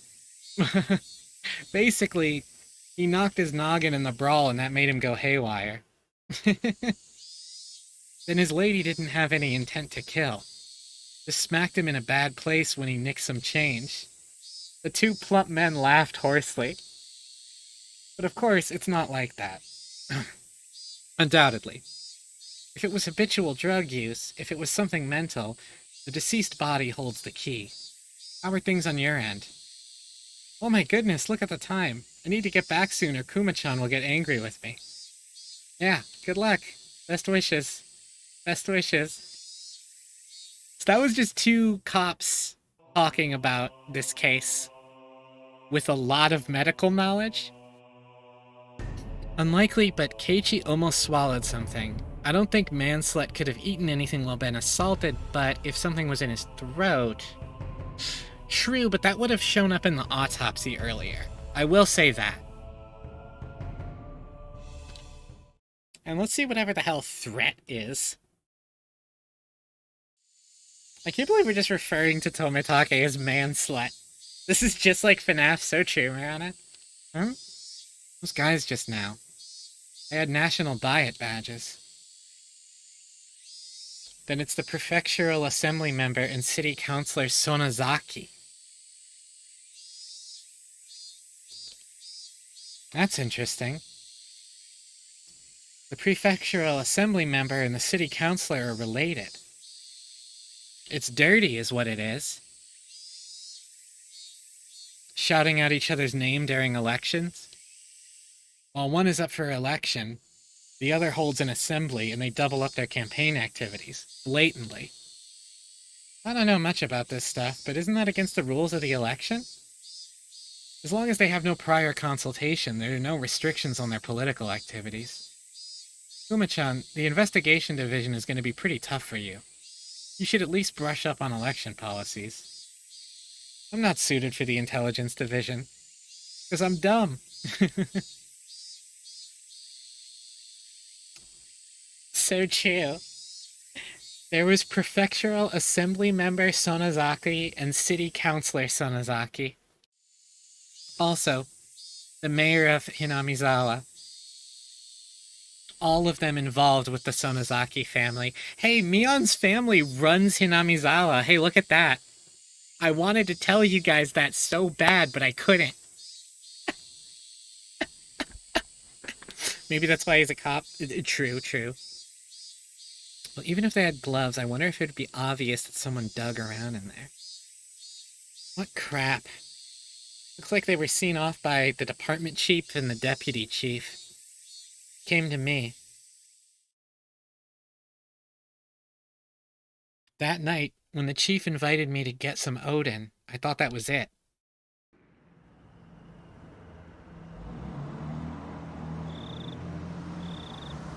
You have a lot of connections, so you might have heard something. Did you? No. Sonozaki Mion, matriarch of the Sonozaki family. We are going to have that moment. We are actually going to have that moment, Zeros. Oh, Mion said her grandma settled things with the police. She did say that, didn't she? Good memory. No, not a thing. Ma'am, I'll take a tofu fritter and a fish cake. The counselor barked at me in the police chief's stead. Oh my, is that so? Ma'am, I'll take another bowl. Prefectural assembly member Sonozaki and city councilor Sonozaki were both intimidating. Our snot-nosed career police chief couldn't even handle being yelled at them. They're like Yakuza. A petition with your name came up regarding how the investigation of the Hinamizawa incident is being handled. Goodness, me? I've not the faintest. No need to play dumb. You're reopening the past cases regarding Hinamizawa, aren't you? I've already got my fans full with Tomitake's death, actually. Aw, Mirana, okay. Prepare well. I hope that things go well. Thank you for stopping in. Really? If that's true, then there's no problem. There was a period of silence. So the Sonozakis are showing up at the police station and complaining about Oishi. So they definitely know he's looking into it. While we were silent, we made headway on our food and drink.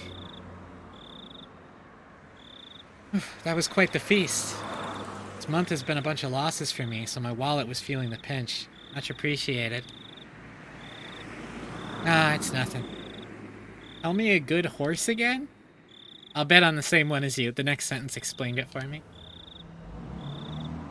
Bye, Mirana. Thanks for stopping in. I haven't been doing well there lately. I haven't been able to read the horses at all. Taxi.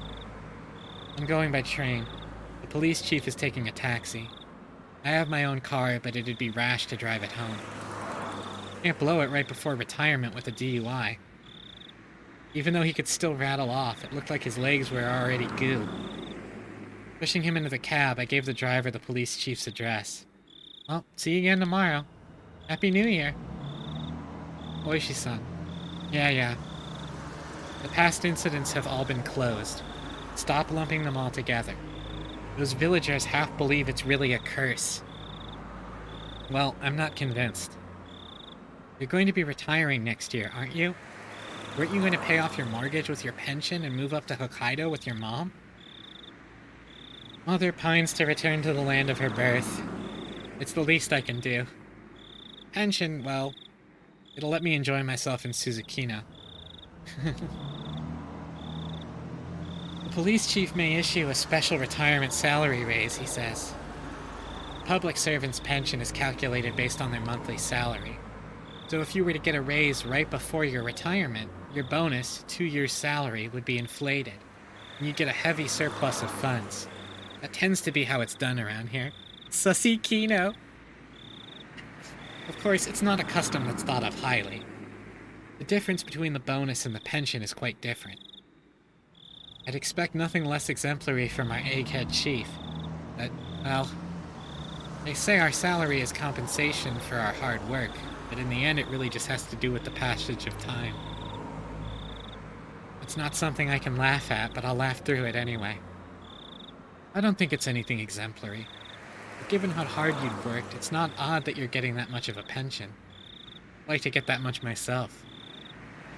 If I can get it, well, of course I'd want it. You'll get it. You're an adult, after all.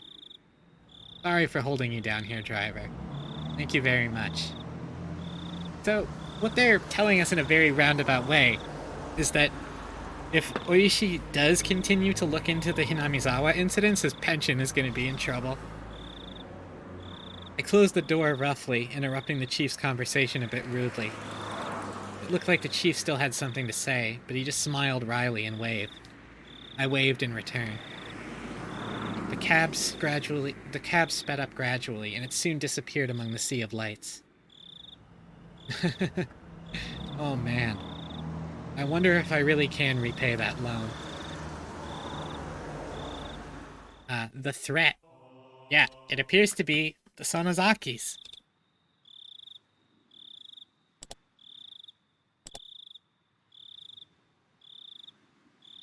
Okay, we're gonna keep going a little bit longer.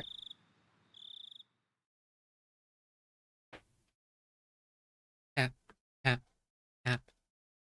The sound of muffled footsteps stopped in front of the door to my room. A moment of silence, as if whoever they belonged to was ascertaining if I was inside. Of all the things I should have been doing, I continued on with my restless slumber. I was very much conscious, but my body hadn't caught up yet. Even with danger bearing down on me from just beyond the door, it was as if I was completely paralyzed, unable to move. Without a doubt, this was sheer terror. Please, just leave. Hey, why isn't my body awake yet? If they came into my room right now, then...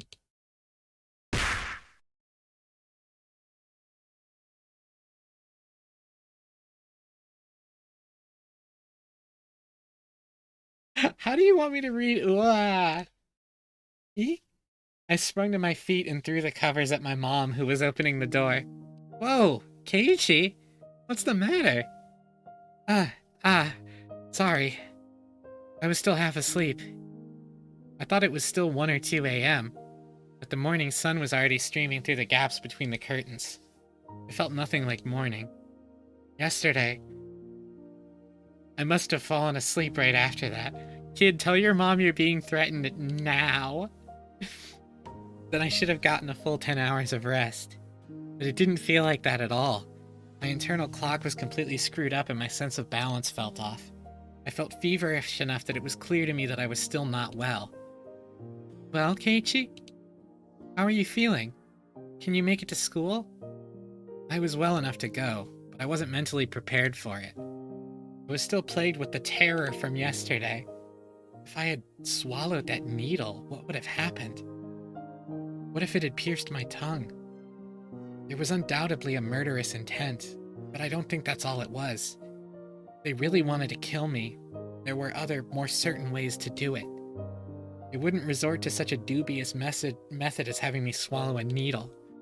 Meaning, I didn't want to believe it, but going that far was just a threat from Reina and Mion. Aren't you glad you didn't die?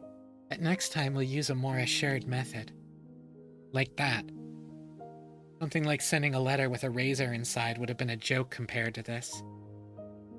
Did you make it to the hospital? Did you take your medicine? Yeah, kinda. Something about my mom's dubious gaze bothered me. She seemed more concerned about her son missing 2 days of school rather than him being sick. It was definitely mental fatigue. I wasn't really physically ill. It'll be hard for you to get back on track once your daily routine is thrown off. Come on, get on up. They say wellness is a state of mind. Well, okay, I'd heard that line many times before. I was given an award in elementary school for having perfect attendance, but it wasn't like I was healthier than everyone. Come on, go wash your face. Breakfast is almost ready. There isn't much time before Rena-chan comes and gets you. Mom's tone meant I couldn't argue about it, so I had to give up on skipping a second day. By the way, were you the one who got bean paste all over the living room wall, Keiichi? You shouldn't do something like that. Your father was quite angry. I didn't feel particularly guilty for doing it, so I didn't have much of a reaction. Also, Mom didn't question me any further about it. She headed back downstairs after she was certain I was getting up. What Mion said as she left yesterday, "I'd hate it if you missed school tomorrow," came back and dwelled in the back of my head. What did she mean by that? What did she mean by this? I didn't even have to really think about it. She was saying don't be absent. Taking that a bit further, it was the same as her saying I should go about living my life as if nothing happened. If I showed any signs of acting unusual, it would probably result in them making their move. For example, maybe I shouldn't pay attention to someone like Oishi-san enticing me with something unusual. Meaning, if I didn't watch my mouth or did anything different from the norm, in effect, it would end up flagging myself as someone who was not wanted. And it seems that was something the girls didn't intend to forgive. So, if I just went along as normal, no harm would come to me. Is that how it was going to be? All that misery I experienced up until yesterday would, almost creepily, just fade away. It was an enticing deal. Just by forgetting everything I'd seen or heard these last few days, I'd be able to keep on living like normal. There's no way such a selfish thing could... I swallowed hard. I once again deliberated on the idea that I had just rejected. Mion was probably a good person who had her friends at heart. She was giving me, who had mistakenly broken some rule of theirs, a chance. Was what I did really something so unforgivable? But Mion had given me another chance. She was saying, if I just forgot everything and kept on living like I had been, I'd be forgiven. Stockholm Syndrome? Yeah. Keiichi, your food is going to get cold. Hurry up and get down here. Rena will be here if you don't hurry. I'm coming. I crammed my textbooks into my bag and hastily made my way downstairs. I picked at my somewhat bland breakfast. It seemed that I didn't have much time. It was already past when I usually met up with Rena. Given yesterday's events, she'd probably be here in the next 5 minutes. I needed to be ready to head to school by then. I had to forget everything that had happened in the past 2 days. Forget it all and return to my normal life. For this to be normal, I'll have to be where I normally meet up with Rena.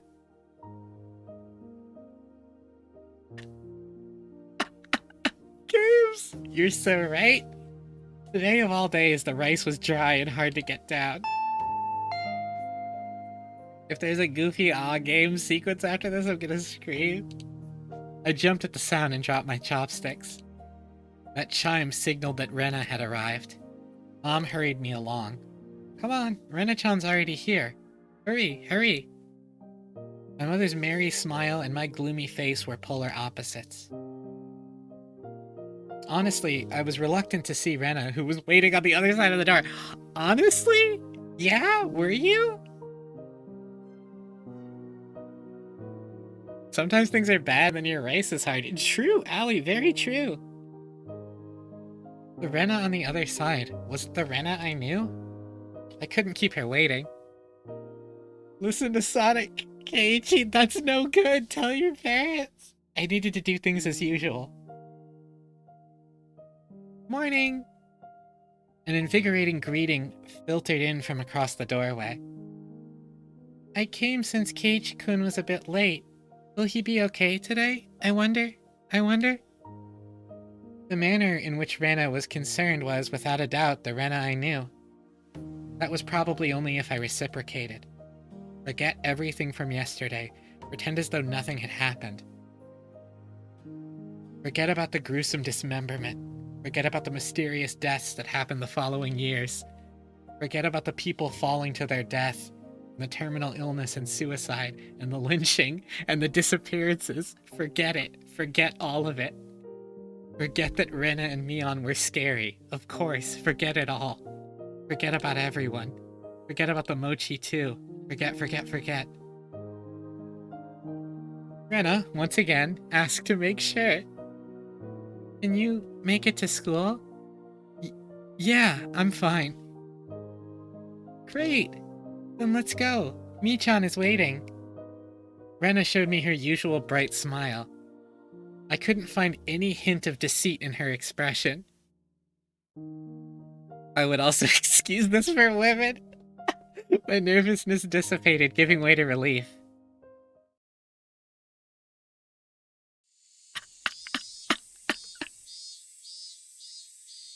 But you see, Sadako-chan was so insistent she could do it. As we were walking, Reina talked a lot about different stuff, more so than usual. Then... Sadako-chan is clumsy, so she failed no matter how many times she tried. Oh, she was so cute. Everything Rena talked about was just silly nonsense, so I just replied every so often and laughed from time to time. It was a rather laid-back conversation. Oh. We passed by one of our neighbors and they called out to us. Oh my, Keiichi-chan and Reina-chan, aren't you two a bit late today? Mion-chan said she was going on ahead. Uh-oh. Did Mi-chan look mad, I wonder? We need to hurry up, Keiichi-kun. As we smiled and parted ways with our neighbor, they turned back towards me and stuck out a tongue. Not expecting that, I couldn't help but crack a smile. Ah, Keiichi-kun smiled. Huh? What? Rena stopped and stared at me. I was thinking that you still hadn't recovered from your cold since you seemed down this morning, Keiichi-kun. But now you seem fine. Fine. With a grin, she gently poked my cheek. It was a bright, sincere smile. Hey, Maibara Keiichi. How can you still doubt Rena after she shows you a smile like that? Maybe I just had a high fever up until today, and I imagined everything I thought happened because I was bedridden and delirious. I really hoped that was the case. If God would grant me just one wish, there's only one thing I'd wish for. I would want what happened in the past few days. More specifically, from the night of the Wada Nagashi up until last night. I wanted all of that to have never happened. I wonder how many times I wished for that this past few days. As long as Rena kept on smiling like this, I think it might just become reality. So I wanted Rena to keep on smiling. Keep on smiling. So, Keiichi-kun.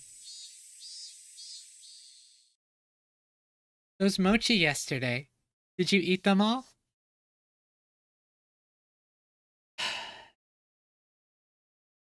But he was sick when all that shit happened. He was sick. Like, he was sick. So, like, you know, they put evil juice in the. That vain wish of mine was instantly shattered. My heart began palpitating. The relaxed morning mood suddenly became frigid. Rena's smile was the same as usual. Her eyes were gentle as usual. Those mochi yesterday. Did you eat them all? Of course, she wasn't asking the question at face value. In other words, Rena was asking, did you get the message? He was probably trying to convey that. Keiichi-kun? I was reluctant to give an answer. Rena stopped walking and stared deeply into my eyes. Don't hesitate, my Bara Keiichi. Rena was acting the same as always, wasn't she? I needed to respond in my usual way. Naturally, of course. But both my throat and mouth had gone dry and my lips were stuck together. Hurry and answer, Keiichi. Not that much time had passed. I could still keep up the conversation going naturally. I had to say something quickly. See? Reina playfully mimicked what I said when I finally squeaked something out. Rena's reaction was still normal. It seemed that there wasn't that as long of a pause as I had thought. Somehow, I finally squeaked out the rest.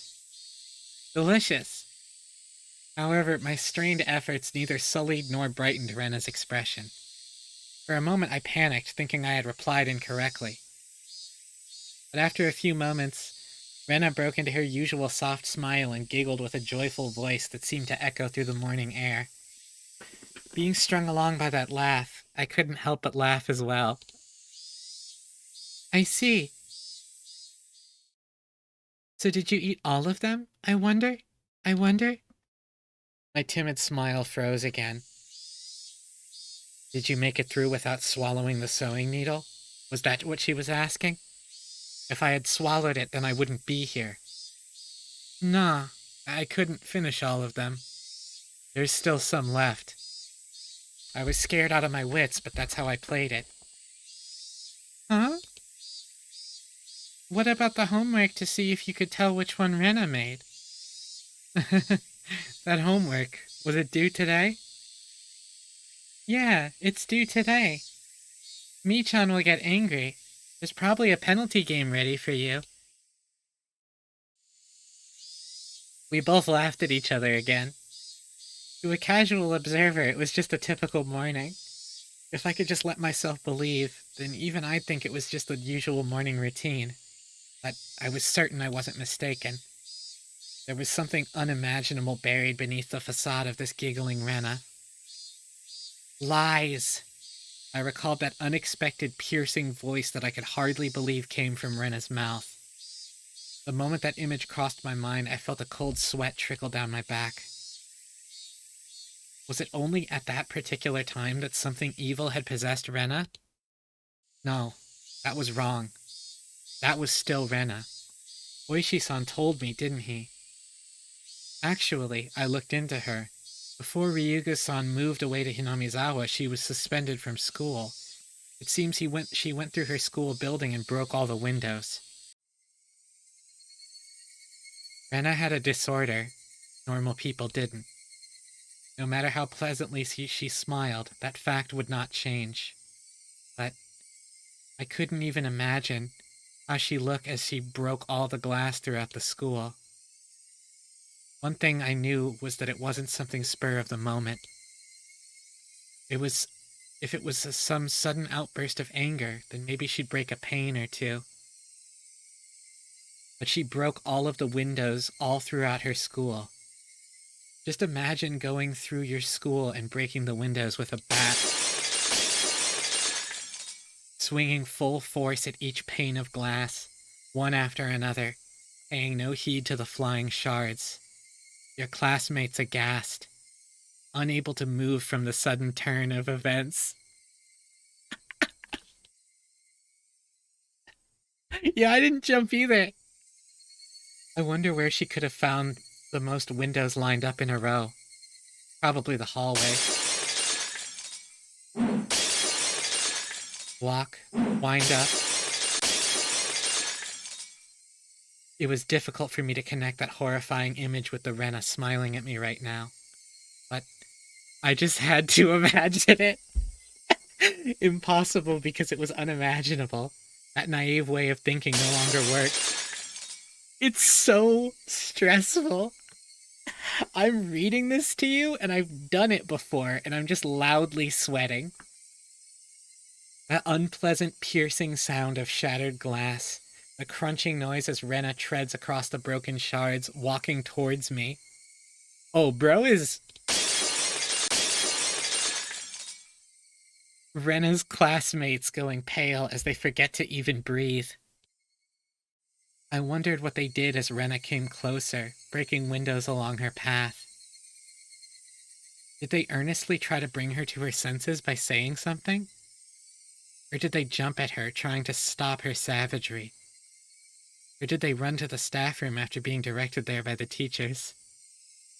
Probably none of those. In the face of that blood-curdling sight of Rena busting window after window, undoubtedly, all they could do was silently clear a path for her. Hold on. I really think this is such an important moment. I think we should get the original experience.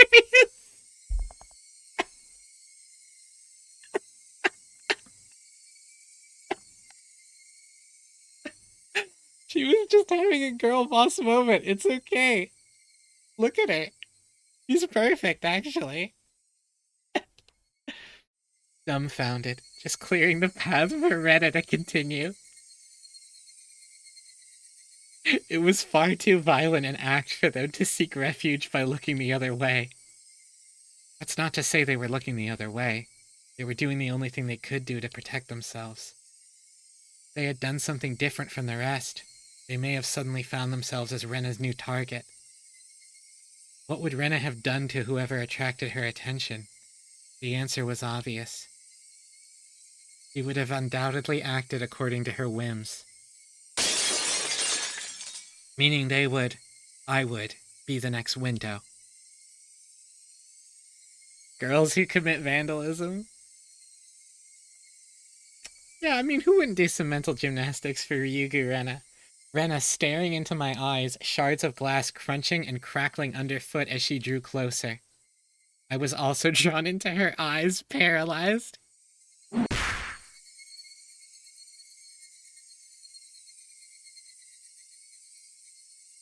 Hey, Kara. Then Rena struck me with the bat over and over again, like I was one of those windows. I crouched down to the floor, desperately protecting my head. Okay, bro is full on hallucinating now. Okay, can we agree on that, though? Rena didn't care whether it was my head or my back. Zealously, she hits me again and again. It's so funny with the old sprite. Like, this is so horrifying, and it is... What kind of expression was she making as she was doing this over and over again? I peered up to see. Her expression was so indifferent. It was completely unnerving. Moe clean hit baseball dink sound effect. It's because no matter how many times she struck me, I didn't make as pleasant a sound as the other windows. Okay, that line goes hard. Come on now. Come on.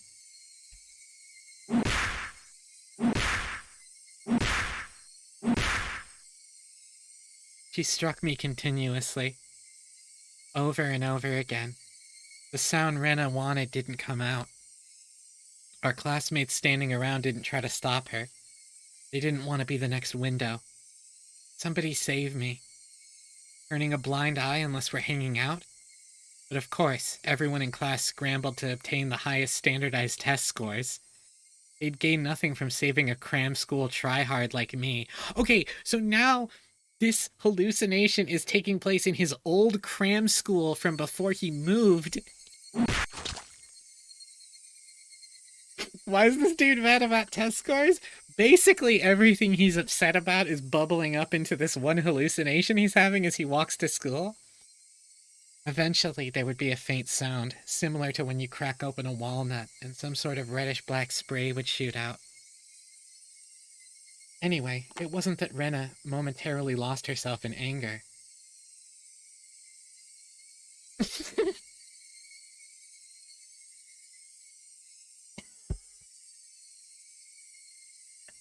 Thank you for the posture check!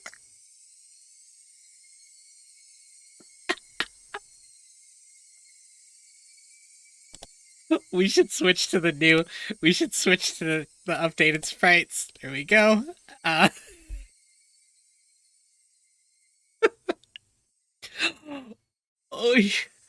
Oishi fucking jump scare. Oh my god. Oh, the water almost came out of my nose. Jesus. After forcing myself to breathe and calming down my heart, I recalled what Oishi-san told me. And in the counselor's medical report, he recorded all the conversations he had with Rena-san. It shows up. Quite a bit at that. What does? She mentioned the word Oyashiro-sama. The cop got you into this mess, he did! Following that, Rena was suspended and had regular examinations at the hospital. Then, as Rena was undergoing counseling, she said it over and over. Oyashiro-sama. It seems that the Oyashiro-sama she spoke of was like a ghost appearing in her house every night, standing over her pillow looking down at her. Motherfucker hunting aliens out here in the boonies. That was the only piece of their conversation, so I still couldn't see the big picture. But it was by no means a happy little conversation. Then what Rena did, was she saying that ghastly incident was a result of her being possessed by Oyashiro-sama? Up until now, I didn't want to believe in Oyashiro-sama's curse. That's why I wanted to say the mysterious deaths every year happened because of some sort of conspiracy. Every time I talked with Oishi-san, I was more certain that the deaths were the work of men and not of some curse. Except, if it was people perpetrating the incidents, my friends were somehow deeply connected. If I refused to believe that the curse was real, then I would have to believe that those who acted the kindest to me were deeply involved in the incidents. Why? How? For what reason? Was Rena? Was everybody? It was much more painful and troublesome than just accepting that it was just Oyashiro's curse. In the aftermath, Rena had admitted to her doctor that it was because she was possessed by Oyashiro-sama. I felt a strange sense of relief from that. So that's how it was. There wasn't a second side to Rena. She did that because she was possessed by something strange like Oyashiro-sama. It wasn't Rena's fault. Oyashiro-sama was the one to blame. I knew. This was all backwards. Refusing to believe there was a curse, I wanted there to be a human perpetrator. Now that my close friends were the ones under suspicion, I changed my beliefs at my own convenience, saying it was Oyashiro-sama's curse to blame. Which was the better choice? Accepting that Oyashiro-sama's curse exists? Or that Rena and the rest of them were deeply involved in the string of mysterious deaths? I didn't want to think about it. If I just didn't think about it, I'd be able to continue the same as always. I wanted to believe that. But that was no longer possible. I had received their message. It was pathetic of me to try to bend the meaning to my own convenience. Yeah, this, wasn't in the anime. Blaming most of my life's problems on Oyashiro-sama. Regardless of my opponent being a human or curse, I won't let it kill me. As if I would just bend over and give in. For no good reason at all. Keiichi-kun? You've been making a really weird face. Why, I wonder. Inhaling sharply upon hearing Rena's voice, I came back to my senses. Isn't it wild that we had 7 hours of this game that was, club games? And playing Old Maid and Zombie Tag. And that's how that started for 7 hours. Game's so true. Before I had realized it, we were already at the entrance. Shaking my head a few times, I exorcised all those terrifying thoughts. No matter how you looked at it, there's no way Rena could have done such terrible things. It was like I was trying to placate myself.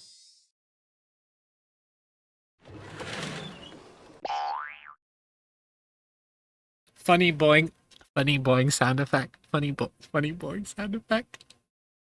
As I slid the door open, a blackboard eraser loaded with chalk dropped down on my head the moment I stepped into the classroom. The chalk dust went into my eyes, inducing a brief moment of agony. Oh, how befitting for the truant Keiichi-san. Good morning to both of you, Keiichi and Rena. Good morning, Sadako-chan, Rika-chan. Not quite in the mood for it, I didn't really react to Sadako's trap. Sadako braced herself as I passed by, expecting me to attack her. She seemed a bit disappointed as I simply walked by silently.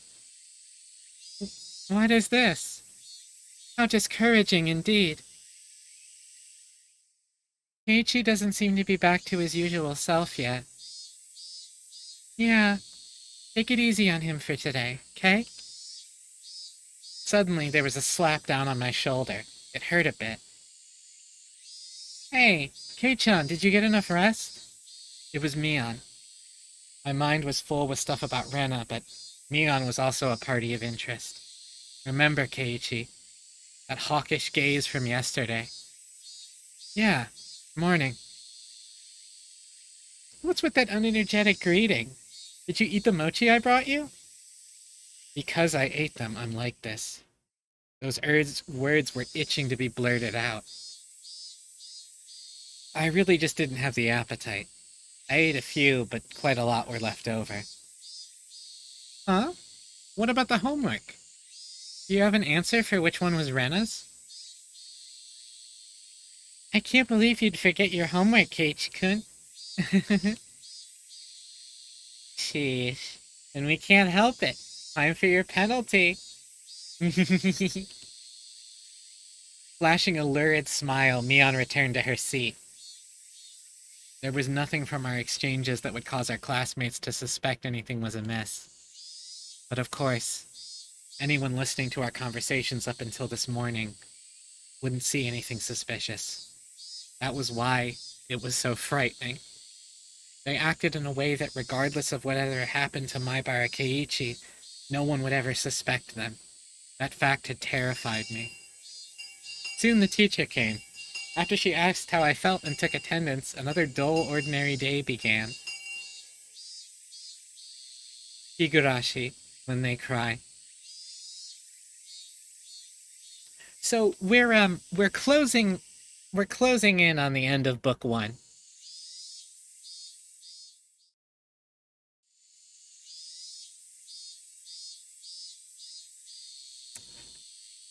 This free study period was a convenient time to consider where I stood. I gently closed my eyes and pondered the ridiculous position I was in right now. First of all, what I shouldn't forget was how dangerous of a situation I was in. How many books of Keiichi getting gaslight gatekeep girl bossed are there? Well, the way I will answer that question is very directly. There are 8 books of Higurashi when they cry. I had fallen out of favor with them. After interacting with Oishi-san multiple times, I could see it was getting closer to the heart of the matter. The warning yesterday with the mochi was a good indicator of that. No, calling it a warning was just my habit of understating things. It probably had no meaning beyond stunning my progress and buying themselves some time. Until they had a method of completely erasing me, they were just biding their time. Even though they were keeping me under their thumb with threats, it didn't change the fact that I knew too much. The chilling sensation of my desk made me recall Hojo Satoshi, the boy who was using this seat until the last year when he disappeared. And Keiichi dies by book 3 at latest, calling it now. Knowers, don't you say a word. I know you're here, Knowers. Was he also similar to me? Did he learn something he shouldn't have and was erased? Damn, I wouldn't let them get rid of me so easily. Never. But were they really trying to kill me? I've had these contradictory feelings for a while now. Even though I suspected them, I felt I had to cover for them. With all their suspicious behavior, a morning like this just made it seem like an elaborate hoax. No, it's just what I want to believe. Doubting my friends? Covering for them? My life was in danger. Or was it? Actually, I was debating the wrong point. Given my current situation, those points were something that should have been deliberated on a long time ago. But really, Rena and the rest of them, were they actually aiming to kill me? The little voice inside me continued to torment me with these unresolved trains of thought. Are you an idiot, Maibara Keiichi? The answer should be obvious. But maybe that sewing needle might have been just an accident, right? How could you screw up and drop a sewing needle into a piece of mochi? The benefit of the doubt can only go so far. Both Rena and Mion had acted and behaved suspiciously. Maybe it was all some sort of misunderstanding. What kind of misunderstanding? It wasn't just suspicious, it was outright ludicrous, right? Rena just corrected me for lying, and Mion only asked me about what I had for lunch. Rena was standing outside our door eavesdropping for a good hour, you know? She was probably just waiting for my phone call to end. For a whole hour outside your room? And is it normal to go home afterwards without saying anything? You heard from Oishi-san, didn't you? About what Rena did at her former school? But at the hospital, she said it was Oyashiro-sama's fault. She... Cut it out, Maibara Keiichi. Don't you realize they're out to kill you? I inadvertently blurted those words out loud.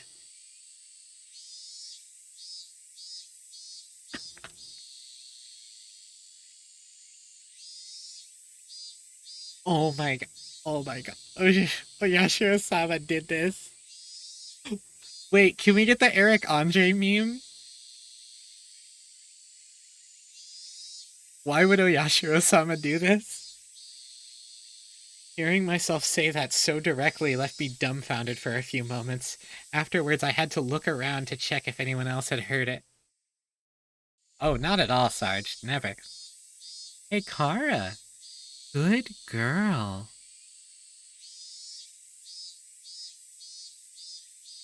My little soliloquy got a little too close to the truth. Even though I could feel the murderous intent from Rena and the others, part of me somewhere was still trying to deny that. This late in the game, such hesitation could be fatal. I knew that. Sorry, I looked at chat. But I was just your average student. A man living his normal, ordinary life. His Nichijou, even. Do you think I could suddenly believe that my friends who had been happily laughing together with me up until last Sunday now intended to kill me? Right? You're too soft, Keiichi. This time I remembered to keep my voice down so only I could hear it. There was one thing I now understood. I was too soft.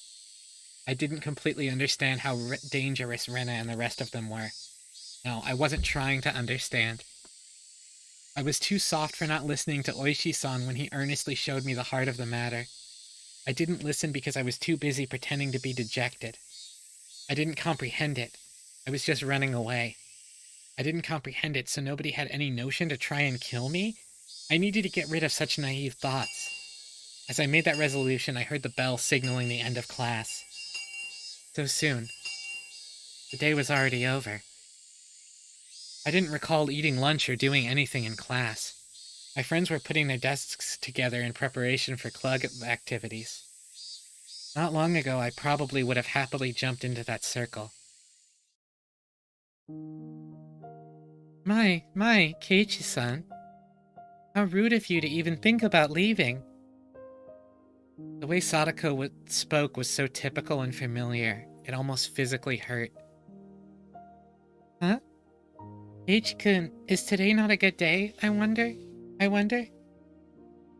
And we were going to win big together. How? Seeing Rena's expression, which said she was really looking forward to today, was hard to take. Hey, Keiichi. Maybe Oishi-san is just some enormous jerk trying to separate me from the others by lying to me. Trying to expunge such weak-minded thinking, I slapped myself in the face. Keiichi-kun? Yeah. Was Rena really trying to kill me? I wish someone would tell me it was a hoax. I didn't care if it actually was one or not, I just wanted someone to say it was. Yet another weak-willed thought. How did I ever become this naive? Are you alright? Does your head hurt? Apparently that was how my inner dilemma appeared to Reina. You're pale. Can you make it home by yourself? Maybe I should accompany you home, I wonder? No, it's okay. Sorry. I can get home by myself. Just have the meeting without me. Upon hearing that I wasn't going to participate in the club meeting, Mion pouted unhappily. Since Kei-chan was so bent on a revenge match, we were going to play that deduction game from before, too. Keiichi-san doesn't have the burning desire for a rematch? How pathetic. I wouldn't fall for some dumb taunt. Without even a real retort, I just grabbed my bag and was about to get up. Someone's hand perched itself gently on my head. Keiichi doesn't seem to be well. How very unfortunate. It was Rika-chan. She was stretching up as far as she could, doing her best to pat my head with her petite hand. Felt so nice. It made things even harder. Sorry, everybody. See you. Ooh! That's all I said as I quickly left the classroom. They said something to me as I was leaving, but I couldn't make it out. I managed to make it all the way to the entrance in that state of mind. Took out my shoes, put them on, and went forward. Hard in that heart, my Bara Keiichi. They were, for some unfathomable reason, trying to kill me. They were plotting something dubious, watching my every move. But I couldn't hate them. Because weren't they my friends? Part of me lamented my naivete, while another part lamented the fact that I had lost something important by lamenting over it in the first place. It felt like my consciousness was being ripped out of my body. If this is what Oyashiro-sama's curse was like, and it was just too harsh. Hey, Oyashiro-sama, I was wrong for not believing in your curse. But I believed in it now. Completely. Your curse does exist. So seriously, give me a break. I beg you. Come on.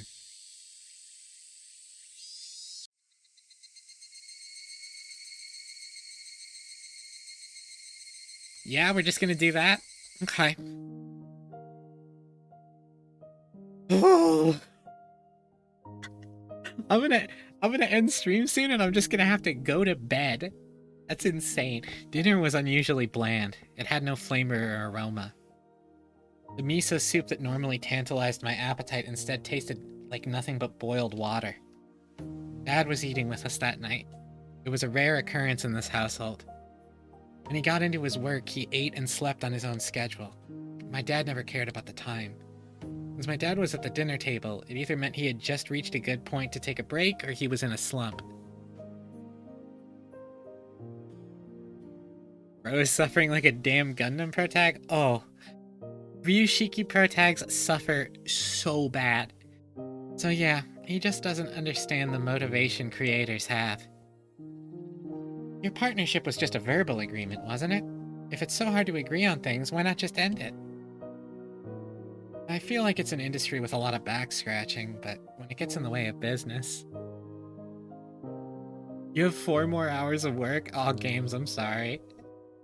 I wasn't able to pick out much of my mom and dad's conversation, but I could tell it wasn't a very pleasant topic. That, of course, made the disgusting food even less appealing. Staring listlessly at the exchange between my parents, my mind wandered off to the same thought processes I had all day long. Friends close to me. No, they used to be friends, but I could no longer trust them. Right now I was greatly lacking in allies. People I trusted. People I could depend on when push came to shove. They were something I just didn't have. Having just one ally would have been incredibly reassuring in the current hopeless situation I was in. Society if Keiichi Maibara told his parents. So true. Smile, also true. I put down my chopsticks and looked over at my parents, who were still talking about work. The first course of action that came to mind was to tell my parents everything. Now let's see what the next sentence is, folks. Currently, there wasn't a single person from Hinamizawa that I could trust 100%. That meant the only people I could trust were my parents. But if I told them everything that happened up until now, would they understand? Rena, for example. That neighborly Rena who was so diligent in looking after me, came to get me every day, and sometimes brought over a share of what she made. How could I explain she wanted to kill me? No matter how I explained, it would probably be difficult for anyone to comprehend. My somewhat eccentric dad probably wouldn't understand me, and my high-strung mom would probably drag me off to a psychiatrist in the blink of an eye. But those things are just fine to happen. Sadly, that was the amount of trust that existed in our relationship. Even if they did come to understand, what could they possibly do? Well, Keiichi, unless they could uncover the truth, they wouldn't be able to protect me. No. By informing them of these unnecessary things, I'd be putting my parents in danger as well. Yo, Paddle Snake! Thank you so much for the raid. Yo, please give Paddle Snake a follow if you don't already do so. Lots of good retro game streams. I've had a lot of fun watching Snake's streams. Hello, Raiders. I'm Proxy Askew. I'm a VTuber, I'm an alien. I play a lot of fighting games and RPGs and visual novels. And I'm playing Higurashi tonight. Yo! Hey, Snake. What did you play tonight? I hope you had a good stream.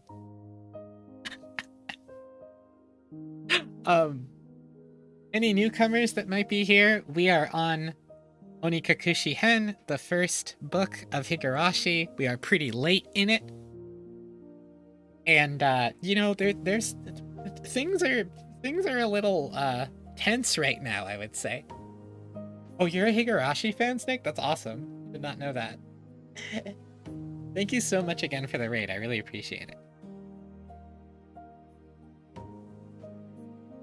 I should also say the mature content warning for this game. It's all over the place on the stream title and stuff, but since there was a raid, I felt like I should say it another time.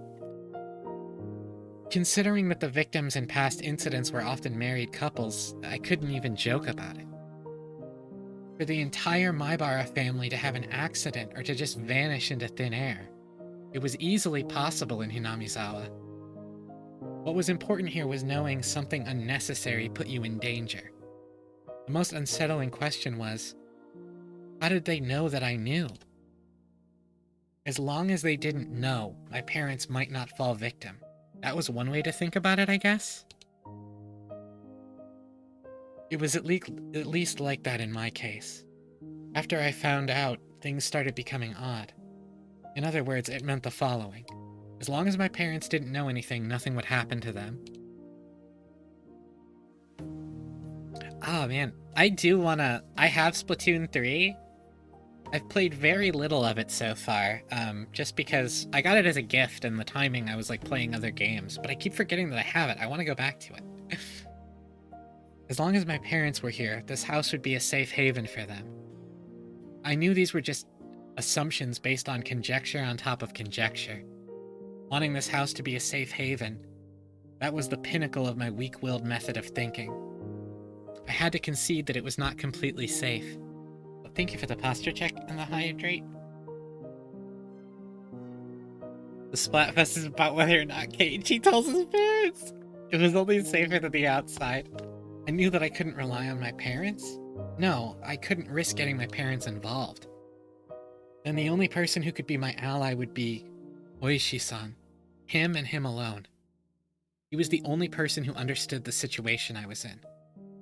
He didn't care so much about my safety, but he was without a doubt passionate about solving this case. It was a bit frustrating. Oishi-san was basically the whole reason I was in this mess. Now to get out of it, I had to rely on him. Meaning, it was all going according to his devices. It was just my job to look appetizing while bobbing in the waves as bait. And when the fish started gathering around, Oishi-san would pull up the big haul. It was slightly infuriating, but even I thought it was the best course of action. So then, what should I do? Patience was the first rule of fishing. Just keep waiting until the fish actually bites.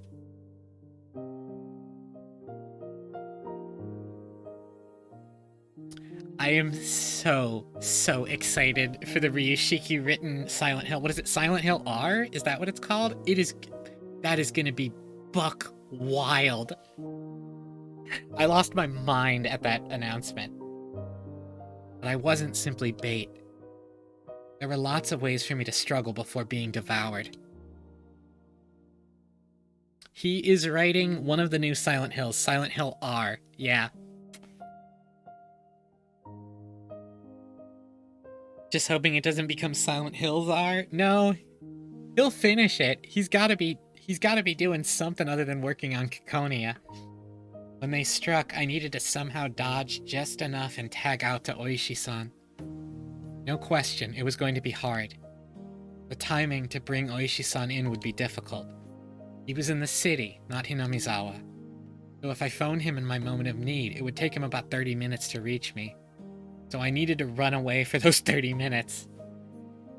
For example, if we set up a rendezvous point for dire situations or something, I'd just have to hide out there until Oishi-san arrived. I needed to run away for those 30 minutes. That's a lot like the zombie tag, isn't it?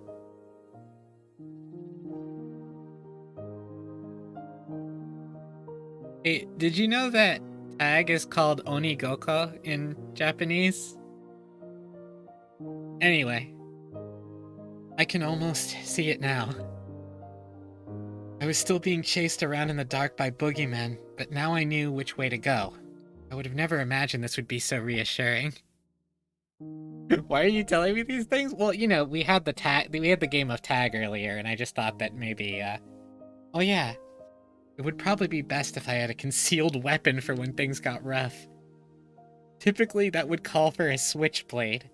That wasn't too reassuring for combat. Also, since it was recognized as a weapon by the public, that also wasn't good. Really, when the time comes, a long weapon like a bat would work in my favor. I remembered there was a metal bat at school. I could be confident with that when push came to shove. If I pretended I was practicing my swing, then it wouldn't be suspicious for me to carry it around. I was actually envisioning Keiichi as Shikitono. I could go to school early tomorrow and secure it. Just possessing a weapon may be enough to deter them. Also, one more thing. Insurance. It could be something like a note or memo. I could write down everything that's happened as a sort of journal. In case I suddenly vanished, the journal would be left behind. With my journal in his possession, Oishi-san should be able to avenge my death. I left my parents engrossed in their conversation about work and went back to my room. God! I tore out a piece of paper from a notebook and made my way to my desk. Last time I wrote a journal was for summer homework in elementary school. In the off chance something bad happened, the police could use my diary as a lead. So I should only write down the facts. How should I start? I jotted down my thoughts as they came. I, Maibara Keiichi, am in fear for my life. It made me laugh nervously. It was a line that often showed up in detective stories. I never even dreamed that I would be in the type of situation where I'd write it myself. I do not know why they are after my life. Rena and the others were suspicious, but I had no proof, and that's why I couldn't write anything more. I laughed wryly at myself for writing such a passage draped in mystery. Would the police be able to get the hint from reading this enigmatic passage? I could only pray that they would. What I prayed for the most was this journal never needed to play its part. Here, I laughed nervously. It was too simple, so I wrote down one more line I just thought of. The only thing I do know is that it has to do with Oyashiro-sama's curse. Is that too much? I probably shouldn't write more than that. If I wrote any more, then it would seem like I was just delusional. In order to appear to the reader that the person who had written this was of sound mind, I chose not to write anything else at this point. I just needed to add more as I learned more about the truth. I folded the paper and thought about a place to hide it. By hiding it somewhere obvious, there was a chance that they would uncover it instead. On the other hand, if it was too obscure of a location, there was the risk of nobody finding it at all. In the end, I decided to take the clock off my wall and stick my folded note on the back of it with Scotch tape. After that, I put the clock back into its normal position. Yeah, it didn't look like anything was hidden behind it. Now I needed to set it up such that if anything happened to me, my parents could find it. I looked at it from countless different angles until I was satisfied, and I made my way downstairs. Persona 4, but Yuna Arkami is just alone. God! My parents were still talking about work. It didn't look like it was going to end anytime soon, so I cut in. Sorry to interrupt. I have something I want to talk to you about. I'd never started off a conversation like that before, so my parents were both startled. They stopped talking and turned towards me. What is it, Keiichi? I have a favor to ask of you. Please listen. Just in case, yeah? If it's not urgent, can we do this later? Right now, Mommy and Daddy have something urgent that they're talking about. Bro, that sucks. I didn't think their talk was more urgent than mine. In any case, I stated my request. Just in case, okay? If I die... Both of my parents' eyes went as wide as saucers. If I die, I want you to put the clock on my wall in my coffin.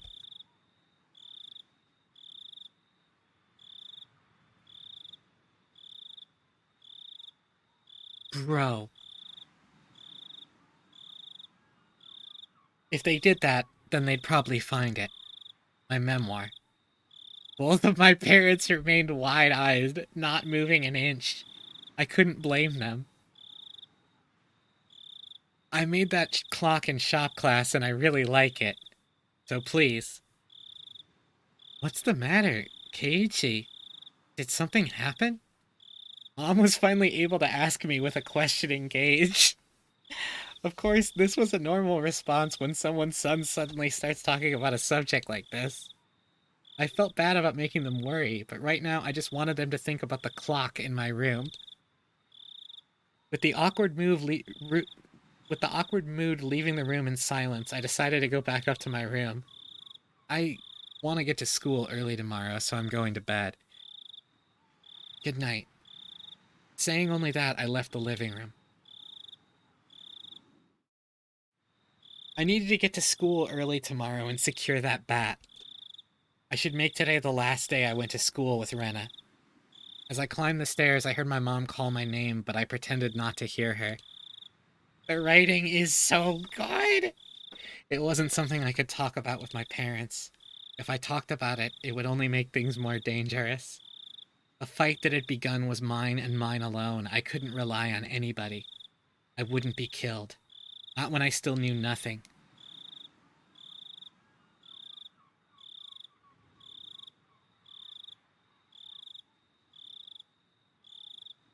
Higurashi, when they cry.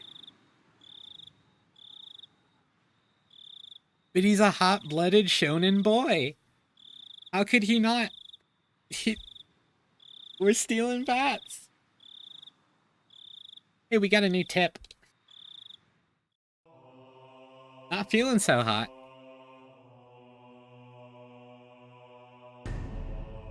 Just a tip.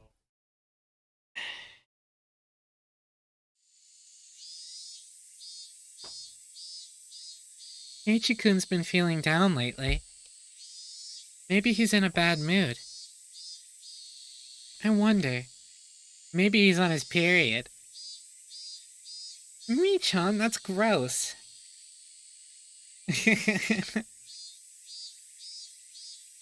What do you think? Don't know. Could be that Kei-chan, maybe, I don't know. That day, Kei-chan was in that car talking to some tubby middle-aged guy, right? Yeah, no mistake. That Oishi, he probably fed him something fishy. He was so serious. Ichi-kun's face was so pale. You see, you might not know this, but he's actually the messenger of Oyashiro-sama. Huh? What do you mean? Whenever he shows up, someone is demoned away. They're referring to Oishi. No lie. Oh? Is that so? The year before last, when Rika-chan's mom drowned, right?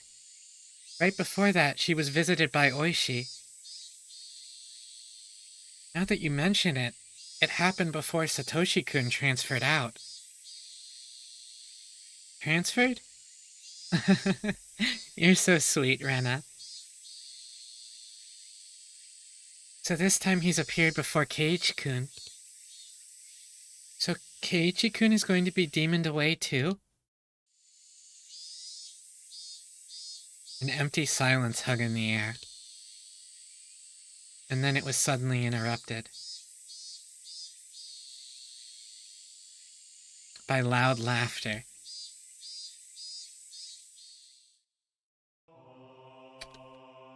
So that's interesting.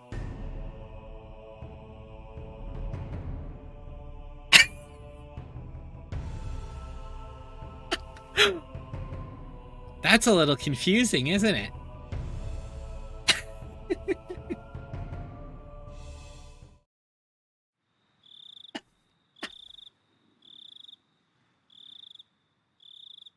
This game is making me a bottom. Oh my god, the true Higurashi experience.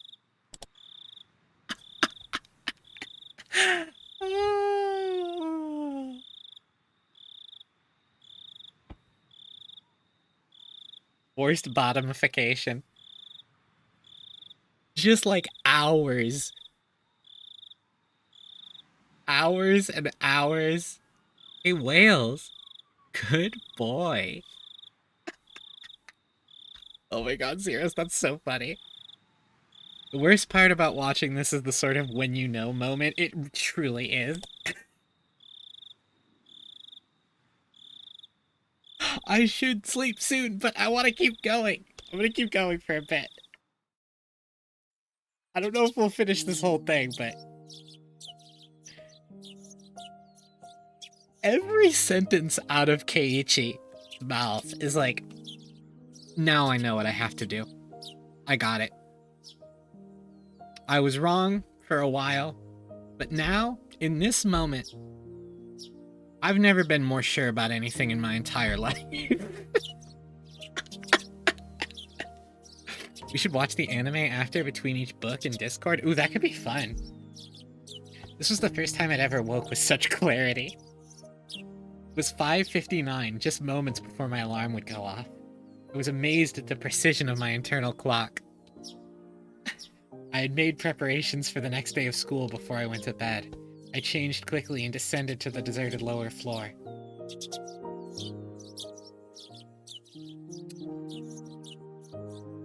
Yeah, Snake, yeah, the new anime is something. If you're a big Higurashi fan, you probably should watch it, but, it's something. It appeared that my mom was still asleep. Neither breakfast nor lunch was ready. Yesterday, I just unilaterally declared that I would be leaving early today, so it couldn't be helped. Oh my god, I just remembered something. Sorry. I slathered some jam on some bread and topped it with instant cocoa. Just as I was finishing up breakfast, Mom rose groggily from her slumber. My, Keiichi, you're up early. Is there some sort of school event? Not really. Answering bluntly, I picked up my bag and stood after stuffing 2 slices of bread down my throat. You're leaving already? What about lunch? If you don't wait a bit, I can make it. If I waited for her to make my lunch, then it would end up being the same time as usual. Jam and cocoa powder on toast? That's a wild one, right? If I did that, it would raise the chances of me running into Rena and Mion on the way. Yes, from today onwards, I was going to school alone. I'll be fine for today. And what will you do for lunch? I'll slip out and buy some bread or something at the store. Really? And here's some lunch money. Be sure to bring me back the receipt. I took the 1,000 yen bill from Mom and slipped it into my pocket. It's pretty early. Is Rena-chan up this early as well? No, just me. Did you tell Rena-chan that you're leaving early? I have no reason to tell her every little detail, now do I? Finding it difficult answering the onslaught of questions, I made an annoyed face. Tell Rena that I went ahead when she comes. Hey, Keiichi, wait! Yo, hey June! Welcome! Welcome. It's not that I didn't trust my parents. I just couldn't rely on them. They couldn't help me. I could only hope that they didn't get involved. It was safer that way. My mom's annoying voice was cut off by the slam of the door. Bro is 15 years old. For the first time since I moved here, I headed down the road to school alone.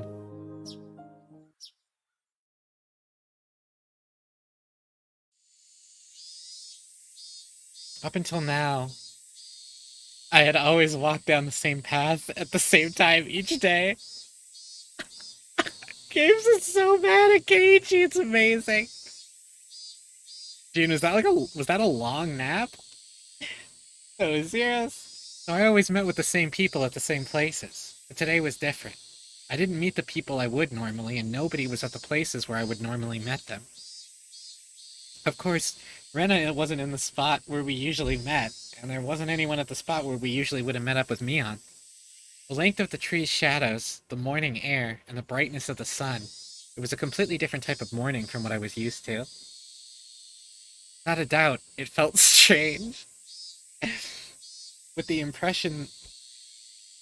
It left me with the impression that I had destroyed the illusion Hinamizawa had set up for me before it had enough time to prepare all the props needed to deceive me. My, Keiichi-kun, you're so early today. Is everyone meeting in the morning? The person who called out to me was someone we always passed as they were taking a walk along the edge of the fields. Their name was, I forgot. Of course this wasn't the spot where we easily passed each other. I woke up early today, so I thought it would be a good change of pace. That's all. I threw out a random excuse. What about Rena-chan and Mion-chan? Are you by yourself today? Well, yeah. I was being asked the same types of questions my mom was asking, so I answered them in the same uninteresting, vague manner.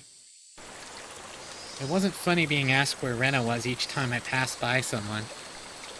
But maybe it was to be expected.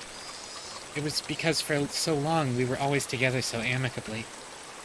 Even I felt that if I let my guard down, we could still be Stop it, Keiichi. Don't think about that anymore. You spent all day yesterday thinking about how dangerous it was to go soft, didn't you? Oh, Mion would have loved that joke. A car horn blared from out of nowhere. Even though I was walking, lost in thought, that horn was way too close. A mechanical behemoth barreled at me from behind, catching me completely off guard. By the time I turned around, the van's hulking chassis was almost on top of me. I'd seen plenty of cars veer to the opposite shoulder to avoid pedestrians, but this car was doing the opposite. It felt like it felt like there was somebody on the opposite shoulder and the van was swerving in my direction to avoid them. That blissfully ignorant train of thought delayed me from realizing something much, much more important. That large mass was hurtling right at me. Was it going to hit me? The inside of my head instantly flooded with a painfully cold liquid. In that moment, the scene before me, no, time itself, had frozen. In the silence of that frozen moment, I compared the van, so close that I had no way to dodge it, and my body, upper half twisted awkwardly in order to look behind me. There was no way I could dive out of the way in my current position.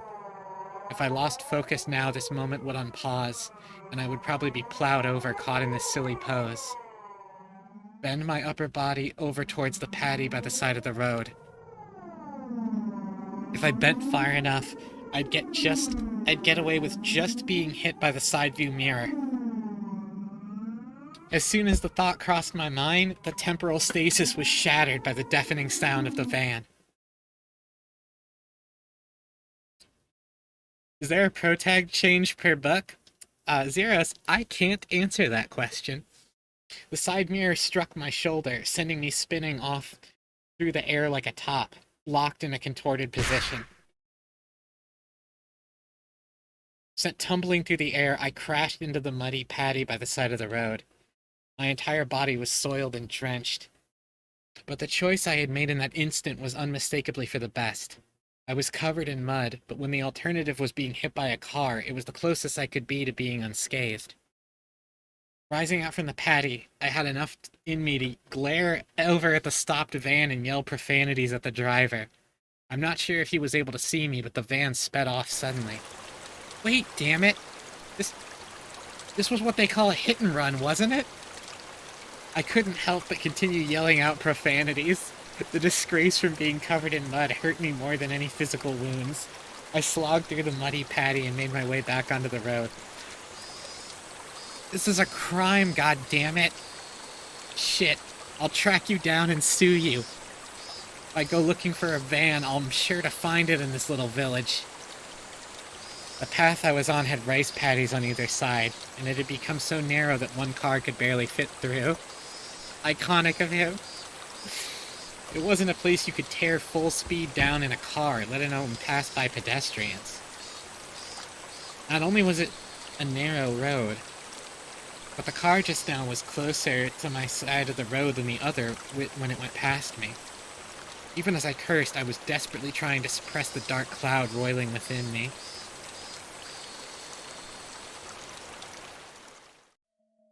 This wasn't just a hit and run. That car just now was trying to run me over, wasn't it? Thinking back, I did feel like there had been a car creeping up on me slowly for a while. That's right. As soon as I'd parted ways with that person taking a walk, I had that feeling the whole time. If it had wanted to pass me, then it had no shortage of chances. Normally, I would have felt suspicious and turned around sooner. But I was lost in thought, and now was kicking myself for not realizing it was there sooner. And then, when the path became narrow and there was no one else in sight, he floored it. If I had hesitated for even a moment, the result would have been no laughing matter. Equip the Razorback, Casey! As the adrenaline rush from nearly being run over subsided, and the realization of just how terrifying the preceding events were sunk in, there was no doubt about it. That van was intentionally trying to hit me. A cold, vicious sweat swept from my scalp and slid down my back before dribbling off. I have read Murder on the Orient Express. Ryukishi is a big fan of mystery novels. Just as like a, just so you know that. I struggled to avoid falling into a panic. There was still the possibility that this really was just an accident. Calm down, Keiichi. But also don't be so naive, Keiichi. Being that lax will get you killed next time. You need to always be on your toes. Don't give them any openings. If my enemy really was out to kill me, then next time they would use a more reliable method. If that time came and I was acting like I was now, I being covered in mud was the price I had paid for my own naivete. Covered in mud but without any injury. Not even a sprain. I guess that was what you would call the silver lining. I began walking again, this time cautiously. I wouldn't even show a hint of carelessness. I had only suspected Rena and the others until now. No, it was because I had suspected them that I had believed there were no other enemies. Oishi-san had said so too, didn't he? There was the possibility that all the families of the village were involved. Was I really mired so deeply in this situation that I had no choice but to try and carry on as usual? Wouldn't it be safest just to hole up inside my house? At the moment I abandoned my regular routine, everyone around me would abandon theirs as well. That was just too horrifying of a thought. I recalled the tales Oishi-san told me of when Hinamizawa was still called Onikakushi, a frightening tale of an entire village of demons hunting their prey, surrounding them and eating them alive. One must not interfere with the demons. One must pretend not to see it. The enemy were numerous, all the village families. The villagers, with their unwavering faith in the curse, would do nothing to help me. The strong, sudden flash of sunshine made me slightly dizzy. I had no idea what was going on anymore. When I suspected it was the work of man, I would catch a glimpse of Oyashiro-sama's curse. And when I suspected it was Oyashiro-sama's curse, someone would poke their head out. What was coincidence? What was intentional? Who was my enemy? Who was just a bystander? No. What I really truly wanted to know was, how did I end up with the proverbial bullseye painted on my back? Eventually, an answer in a form I could understand would appear. I don't care when that will happen, because until then, I cannot die. That alone fueled my resolve to fight and the will to keep me alive. Oh my god, Keiichi. He might not be an anime protag, but he sure does talk with him. Kid, you're not that guy. Keiichi's like, no, I'm him. Try to hit me with a van? Doesn't matter, I'm him.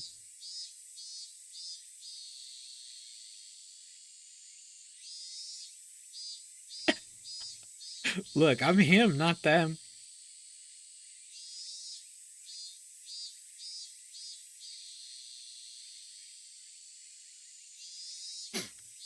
So true, Kara.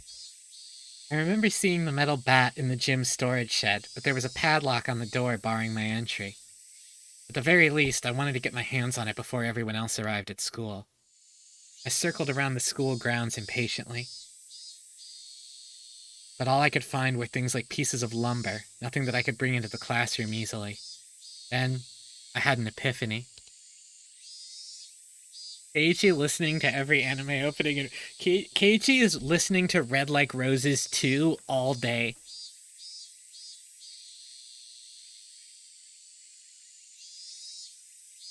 I should search inside the classroom.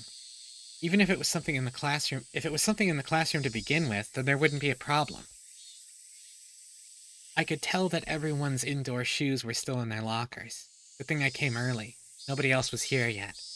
I wondered, what could I find in the classroom? I didn't think I could find an especially effective weapon like a bat. But it couldn't be helped at this point. Until the gym storage shed was open, I needed to find a substitute. A lingering hint of naivete whispered that there was no way I'd be attacked at school. But such soft ideas would no longer perfect me. When I try to fight Keiichi and I hear kachidaze. To think that they were slowly making their way into parts of my life that I had once thought impenetrable. In the worst case, my own house might not be safe anymore. That was an incredibly frightening thought. But I believed that not considering the worst case scenario would have been even more frightening. Anyways, I will survive. So long as I lived, then I will definitely be able to escape this labyrinth of nonsense. Definitely.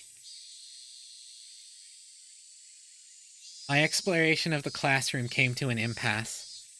That much was to be expected. There was no way there would be anything that could be a weapon in the classroom.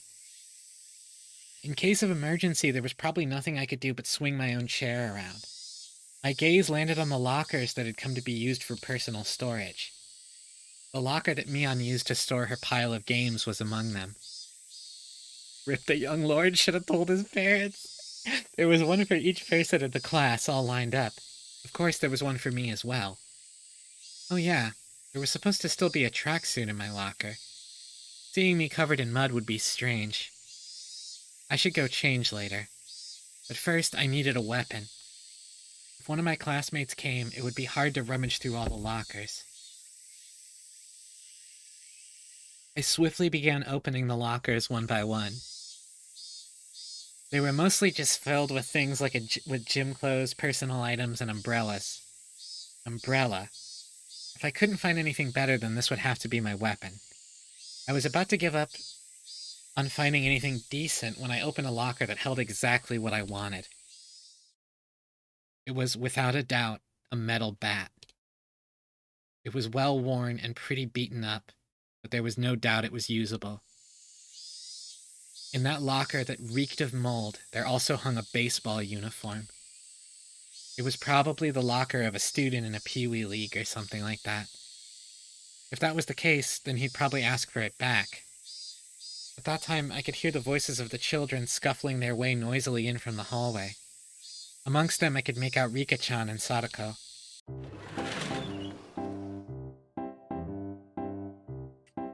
The fucking music. Higurashi's so good.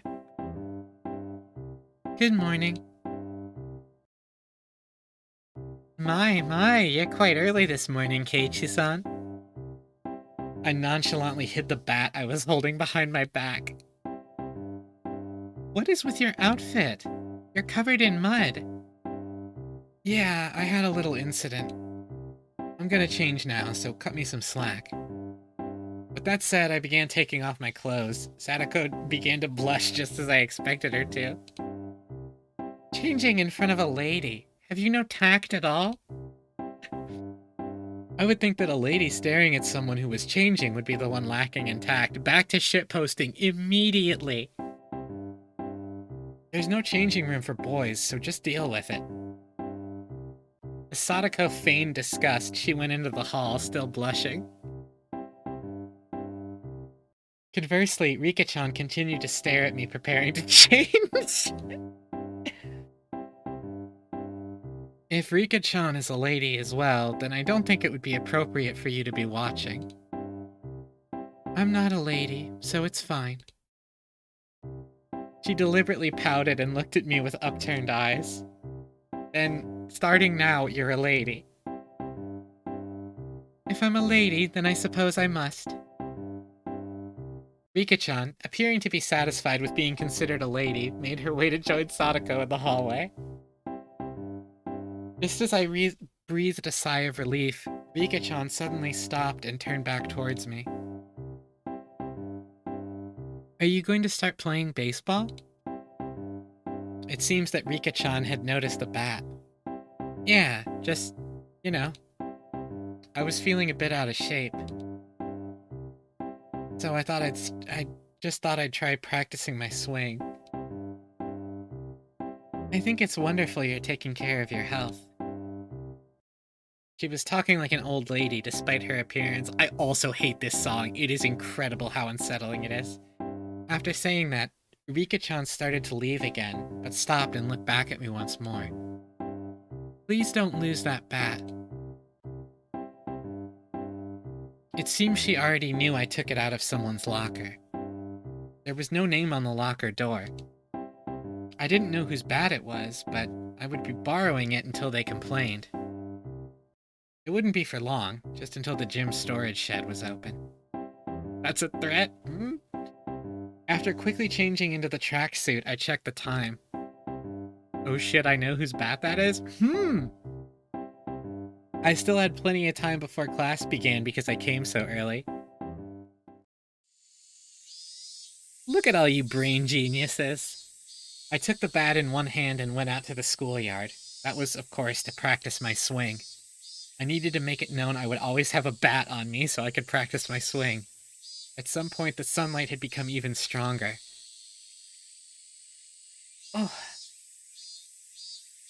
Oh, thank you for the posture check and hydrate. Disregarding my classmates as they made their way to school, I took my position in the shadow of the school building.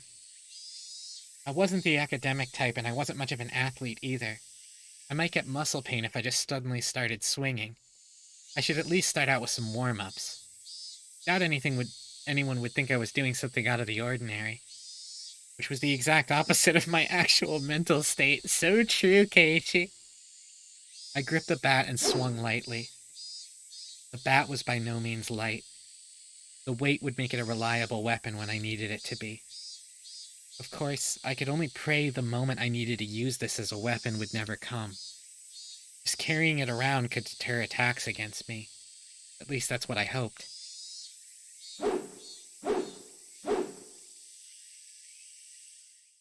Huh? Hey, Chan. What are you doing? Being bombarded with such a hysterical voice, I jumped. Oh, Keiichi-kun, are you on the baseball team? The baseball team? It was Reina and Mion. I was surprised to hear you went off ahead. What are you doing, Kei-chan? Can't you tell by looking? I'm practicing my swing. For the championship. Okay, that's a terrifying thing to say.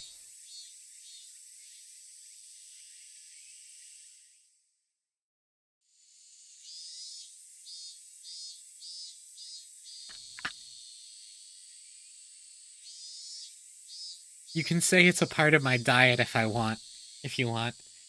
Diet? Kei-chan, are you really that fat? The championship line, but also what you typed as the host is extremely wild.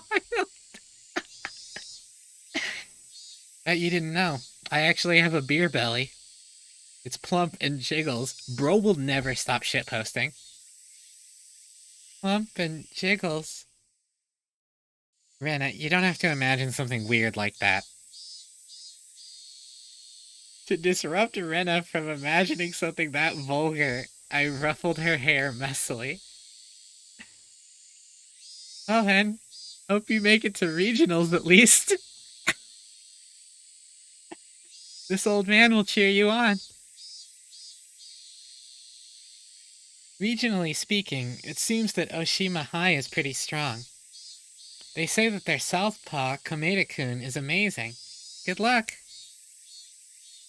Seems that they made me out as some kind of local prodigy, but oh well. He's like, I have to do my bit. I won't die. Not until I do the goofiest bit imaginable. Well, if I really did make it to the championship, it would be a cinch. After all, I'd be the pitcher and the catcher. I'd pitch the ball, and then run past that ball I just threw, and change over to being the catcher in a burst of super incredible explosive speed.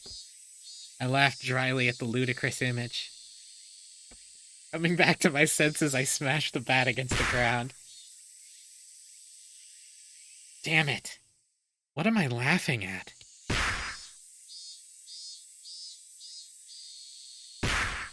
I pounded the ground over and over. Ichi shouting out, "This is the stance," as he shitposts while fighting for his life. With each impact, the reverberation traveled through the bat, stung my hands. If they made me smile like that, I'll... Don't allow anyone close to me. Don't trust anyone. No matter how many times I tell myself that, if they made me smile like that, I'll... I already knew quite well there were demons dwelling in my smiling friends. Smiling Friends reference? But I just couldn't believe it. Did that kind of split personality really exist? Like how Rena confessed to the doctor. Were they simply being possessed by Oyashiro-sama? In other words, did a supernatural being like Oyashiro-sama really exist, and was it possessing everyone to try and kill me? Yeah, that would be wonderful. If only everyone were actually my friends all along and everything was just Oyashiro-sama's fault. Damned fool, Maibara Keiichi. Come on now.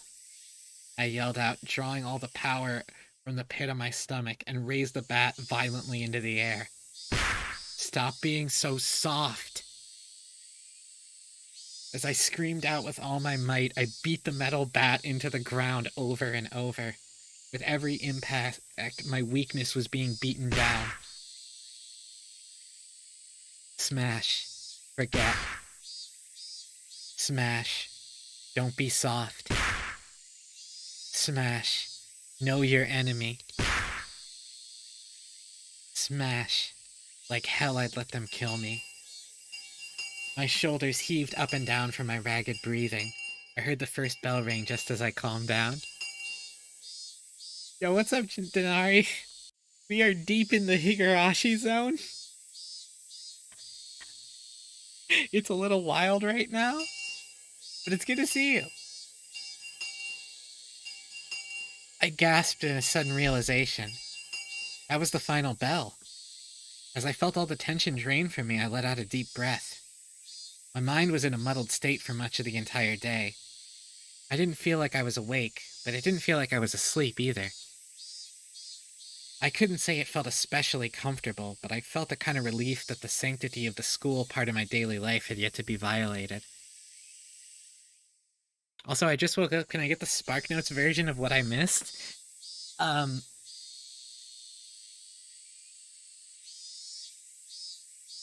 Keiichi is pretty sure that everyone in the town is trying to kill him.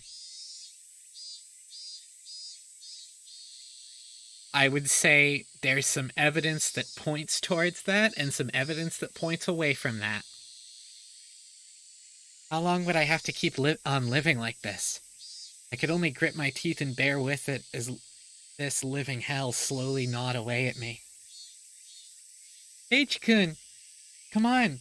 It's club time. Club time. The sound of Rena's voice brought me back to my senses. Come on, Kei-chan, stop spacing out. Bring your desk, your desk. Everyone was moving their desks together as usual. That's right. It was happy fun club time. I can't believe he worded it that way. That's so funny. But I had no intention of taking part. I haphazardly stuffed the contents of my desk into my bag as I prepared to go home. It was a weak-handed gesture to avoid having to actually say, I'll be going home now.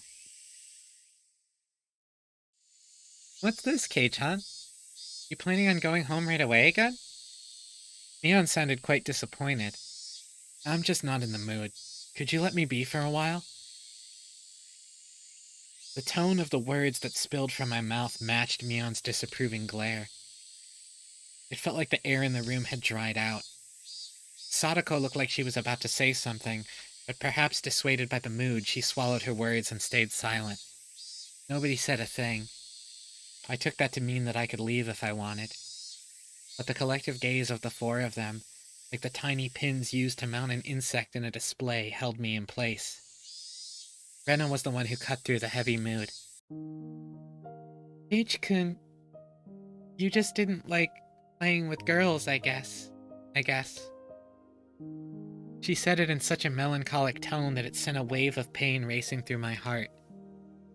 If this pain was going to kill me, I wanted it to be the soft part of me that could still feel pain. Damn, that's good! It tore at my chest, violently tearing out the pins that held me in place. That's not it at all. I'd only be hurting myself by saying anything more, so I swallowed my words. Cutting things off there, I turned away and exited the classroom. They didn't speak a word to me as I left.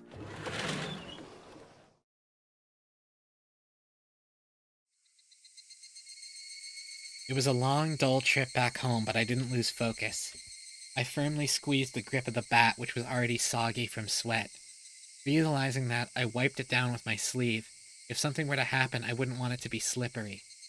Since this morning, I'd become especially sensitive to the presence of cars. Keiji should have just went all in saying he was violently misogynistic. Oh my god. He's like, yeah, no, yeah, that's actually it. So there's no need to there's no need to look into anything. Even while walking, my ears pricked up and sought out threatening sounds and presences that could be closing in. And that was why I could hear it. Without a doubt, there were footsteps. Those footsteps had matched up perfectly with mine for a while now. From what I could sense, it was just one person. But I had no intention of being careless. Did they intend to follow me like that car this morning until we were in a good location to assault me? Then it wasn't a good idea to keep walking like this. I stopped walking and looked back. The wooded path crowded with trees responded with silence as if there was nobody there to begin with. But I wouldn't be fooled. I was certain footsteps were following me. And just as I stopped, the footsteps stopped as well. Meaning, the person following me wanted to keep their distance. That was, without question, proof that I was their target. I held my breath, waiting for that presence to panic and start moving again. The trees rustled with the sound of the wind. The Higurashi also joined in the dissonant chorus, trying to throw my focus into array. Have 5 minutes passed? Or had I been like this for a whole 30 minutes? It was so hard to breathe that I might have suffocated. It seemed I would be the first one to panic. Without a doubt, he was lurking in the shade of that tree with bated breath. Then, I'd make the first move. I fixed my grip on the bat. I raised it up to my shoulder to be ready to swing at any time. Hey, I know you're there. With all my might, I screamed at whoever was hiding in the shade of the trees. But the presence in the shade didn't budge. Till the moment I found them, they had no intention of revealing themselves. I know already. I know you're there. I screamed out angrily at them again, but still they didn't move at all. Or thinks the Higurashi are working against him. Then I'll go over there myself. With all due vigilance, I approached step by step. Stepping into the tree's shadow, I saw a human figure there. That figure was curled up like a small animal. Rena! When she realized I had found her, her expression softened. She seemed apologetic but wasn't going to speak a word. Did you have some business with me? I wouldn't accept that silence and screamed the question at her. Not really. It's just, Rena was in a panic with tears welling up in her eyes. But it was obvious she had been following me. What about the club? Oh, that's Keiichi. What about the club? Since you're not... I'm not... That shouldn't matter. Don't mind me and just play. But I'm just worried about you. Thinking about how I'd been acting up until now, it wasn't hard to imagine that my behavior could have been perceived as strange. Yeah, Keiichi? So Rena was concerned. At a quick glance, that's how it would seem. But I wasn't going to let my guard down that easily. Even if that was really the case, she still wouldn't have to do something like trying to tail me. She should have called out to me when I was leaving and gone out right with me. But Rena didn't do that. She kept her distance from me and matched my walking speed. On top of that, she matched the sound of her footsteps and deviously tried to hide her presence from me. Then, after she realized I noticed she was there, she held her breath and tried hiding from me. She wore a timid expression that would force one to take pity on her, but without a doubt, she was tailing me. Stop following me. How? Still glaring at Rena, I continued walking onwards. After I'd walked for a bit, she ignored my command and began walking again, so I yelled at her once more. I told you not to follow me. But my house is in the same direction. Then walk ahead of me. I'll start walking once I can't see you anymore. I moved out of the way and waved my bat violently to urge her forward. I'd like to go home together with you. Making a pitiful expression, she meekly squeaked out the words in a voice that she knew would cut into my heart. That agitated me to no end. I knew it was a lie. If you wanted to go home together, then you should have called out to me. Now you're just blurting out random lies. I'm sorry. I'm sorry. It seemed that the seething anger within me was written all over my face. Even without me saying anything, Rena had understood what I was feeling inside. If you get it, then go. I swung the bat, urging her again to walk. Rena looked back and forth between me and the bat and started walking hesitantly, and stopped again. Go on then. Hurry. I'm going. So please stop with the bat. It's scary. Rena guarded herself while pointing at me holding the bat. She may have realized that I wasn't planning on using this bat for baseball. I lowered the bat, but still guardedly opened the way for her. Go. There's no problem now, is there? There was nothing else she could protest. She passed me timidly so as not to set me off. As I watched her pass by, she stopped completely after having barely moved at all. Hey, don't stop.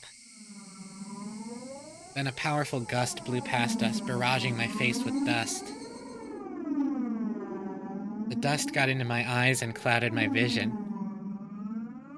While rubbing my eyes with my left hand, I swung blindly with the bat in my right, protecting the small opening I had presented.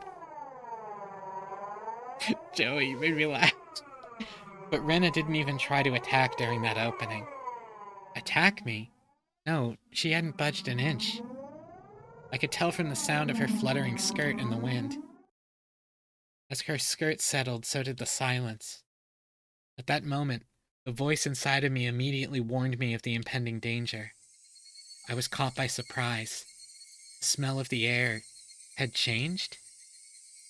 Without me realizing it, the air around me suddenly felt like a calamity was about to befall me. It was like the air had suddenly become invisible concrete, like Rena and I were locked in this space. Rena didn't move an inch. Also unable to move, I stared back at her. Rena was the first to break the silence. Instantly, she altered her stance. I felt like I had just witnessed her shift from Rena to that other person who looks like Rena. But the voice was one I knew well, which filled me with a kind of bewildering pity. Carelessly, I felt relief upon hearing that pitiful voice. Uh, um, well, excuse me, but, can I ask you something? Plural moment, so true? Too shy to even turn around, Rena squeezed her voice out desperately. She trembled. What? Um, well, why do you have a bat, I wonder? I wonder. The question Rena asked was by no means unexpected.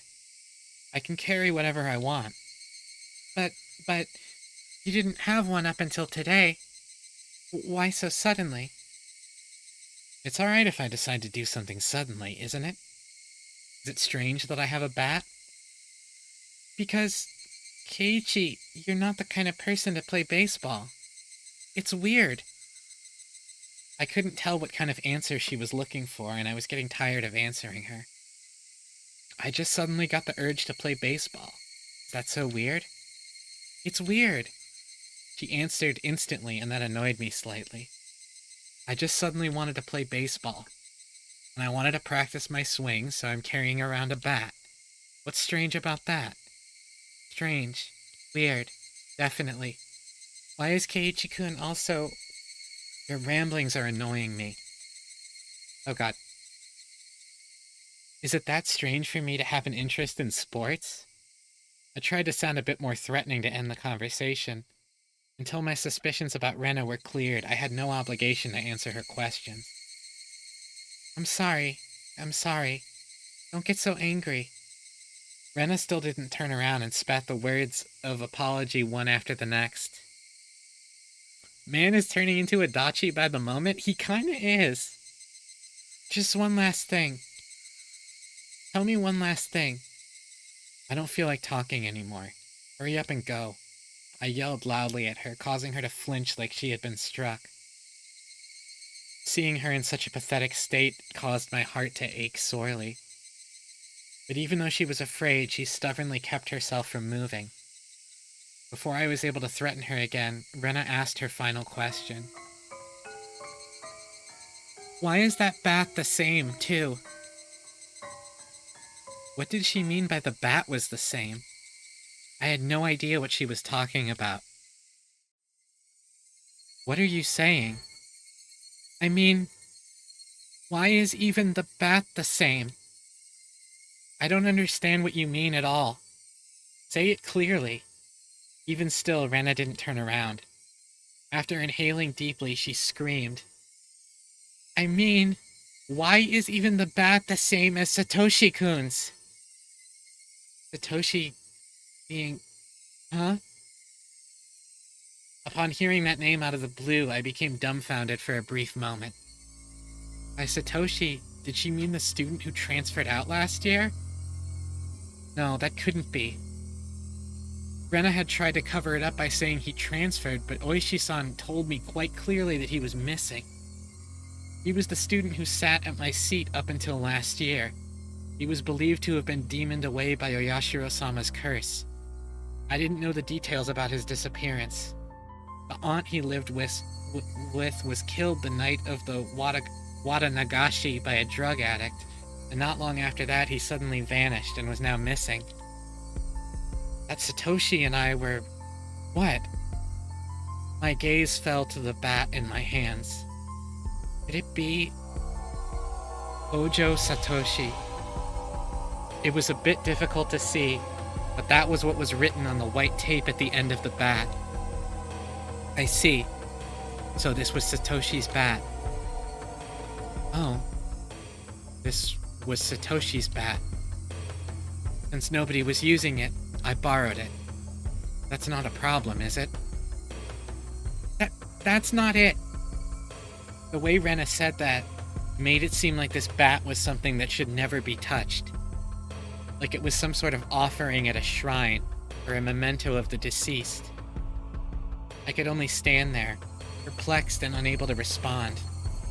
Rena continued speaking without waiting for a reply. Why is it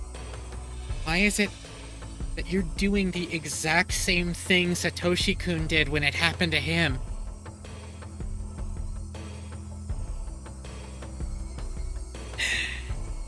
There it is. Rena was talking about more than just the bat belonging to Satoshi.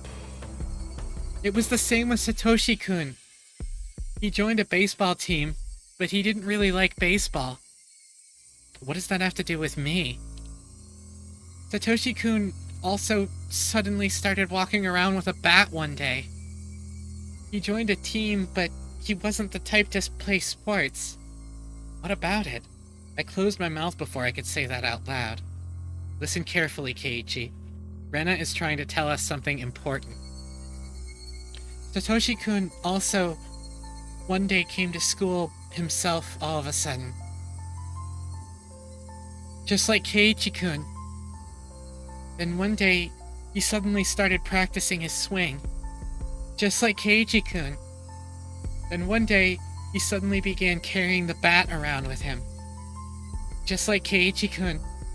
Then one day, he suddenly... And one day he suddenly what? Rena had swallowed her words. Rena's sudden silence brought a hush back to the surrounding area.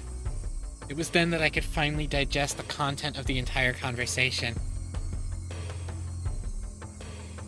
She was saying my chain of actions was exactly the same as Satoshi's. What was the meaning of this? Up until just now, I'd forgotten all about Satoshi. I never paid much thought to him in the first place. Not only that, I didn't even know anything of what he'd done. My actions today should have been my own creation, after all the planning I had done. But they had been the exact same as Satoshi's? Then Satoshi... No, more importantly, if both Satoshi and I acted the same, then there was a really good possibility that what happened after would be the same. Rena, that day, what happened to Satoshi? Rena knew. She knew what became of Satoshi. No, forget about what happened to a guy in the past. Rena knew what was going to happen to me. Answer me, Rena. Satoshi, what happened to him? With that, I grabbed Rena's shoulder violently and forcibly turned her to face me. As I faced her, I felt a jolt travel through my entire body. I told you, H-kun. It was that person I didn't know. At least, it definitely wasn't the Ryugu Rena that I'd been talking to up until now. The voice just now didn't have a trace of the trembling or emotion that it had had before. The amount of regret I felt for turning her around so carelessly was unsurpassed. That gaze that pierced like a cold needle. The smile on her face that invoked the image of having been carved out by a knife. Chills went down my spine. My mind froze under a layer of rime. Both of Rena's eyes pierced through mine, leaving me unable to look away. As if to remind me of the fear from that time before, Rena brought her face close to mine, so close that I could feel her breath. Her face had filled my entire field of vision. Then, her sharply shaped lips grew even sharper, like the curve of a crescent moon. She grinned. I told you, H-kun. After a short pause, Rena repeated the same words again. Satoshi-kun, you see, transferred out. Transferred, meaning what? What Rena meant must have been some new definition of transfer that I was not previously aware of. My throat and lips dried up. I couldn't even acknowledge what I had just heard. Yeah, Frank would have... Frank would have dunked her already. All I could do was swallow down my own saliva. It would seem that Rena saw that as a nod. She pulled her gaze back and spryly stepped back 2-3 paces. As she did, my legs gave out and I fell to my knees pathetically. Rena, and me on my knees underneath her emotionless smile. That had to be a very odd sight indeed. Seeing me in that pathetic state, she neither scoffed at me nor held out her hand. But I could neither stand nor escape with her gaze shooting through my eyes. There was undoubtedly a metal bat in my hand. But right now, it was useless to me. I was like a fly caught in her web. Heavy sweat beaded all over my body. I could feel it dripping from my skin. But you won't, will you, Eiichi-kun? Rena finally released me from that cage of time after what felt like an eternity. But her question was missing something important and was incredibly vague. Once again I swallowed hard, urging her on. Do what? What did she not want me to do? Transfer.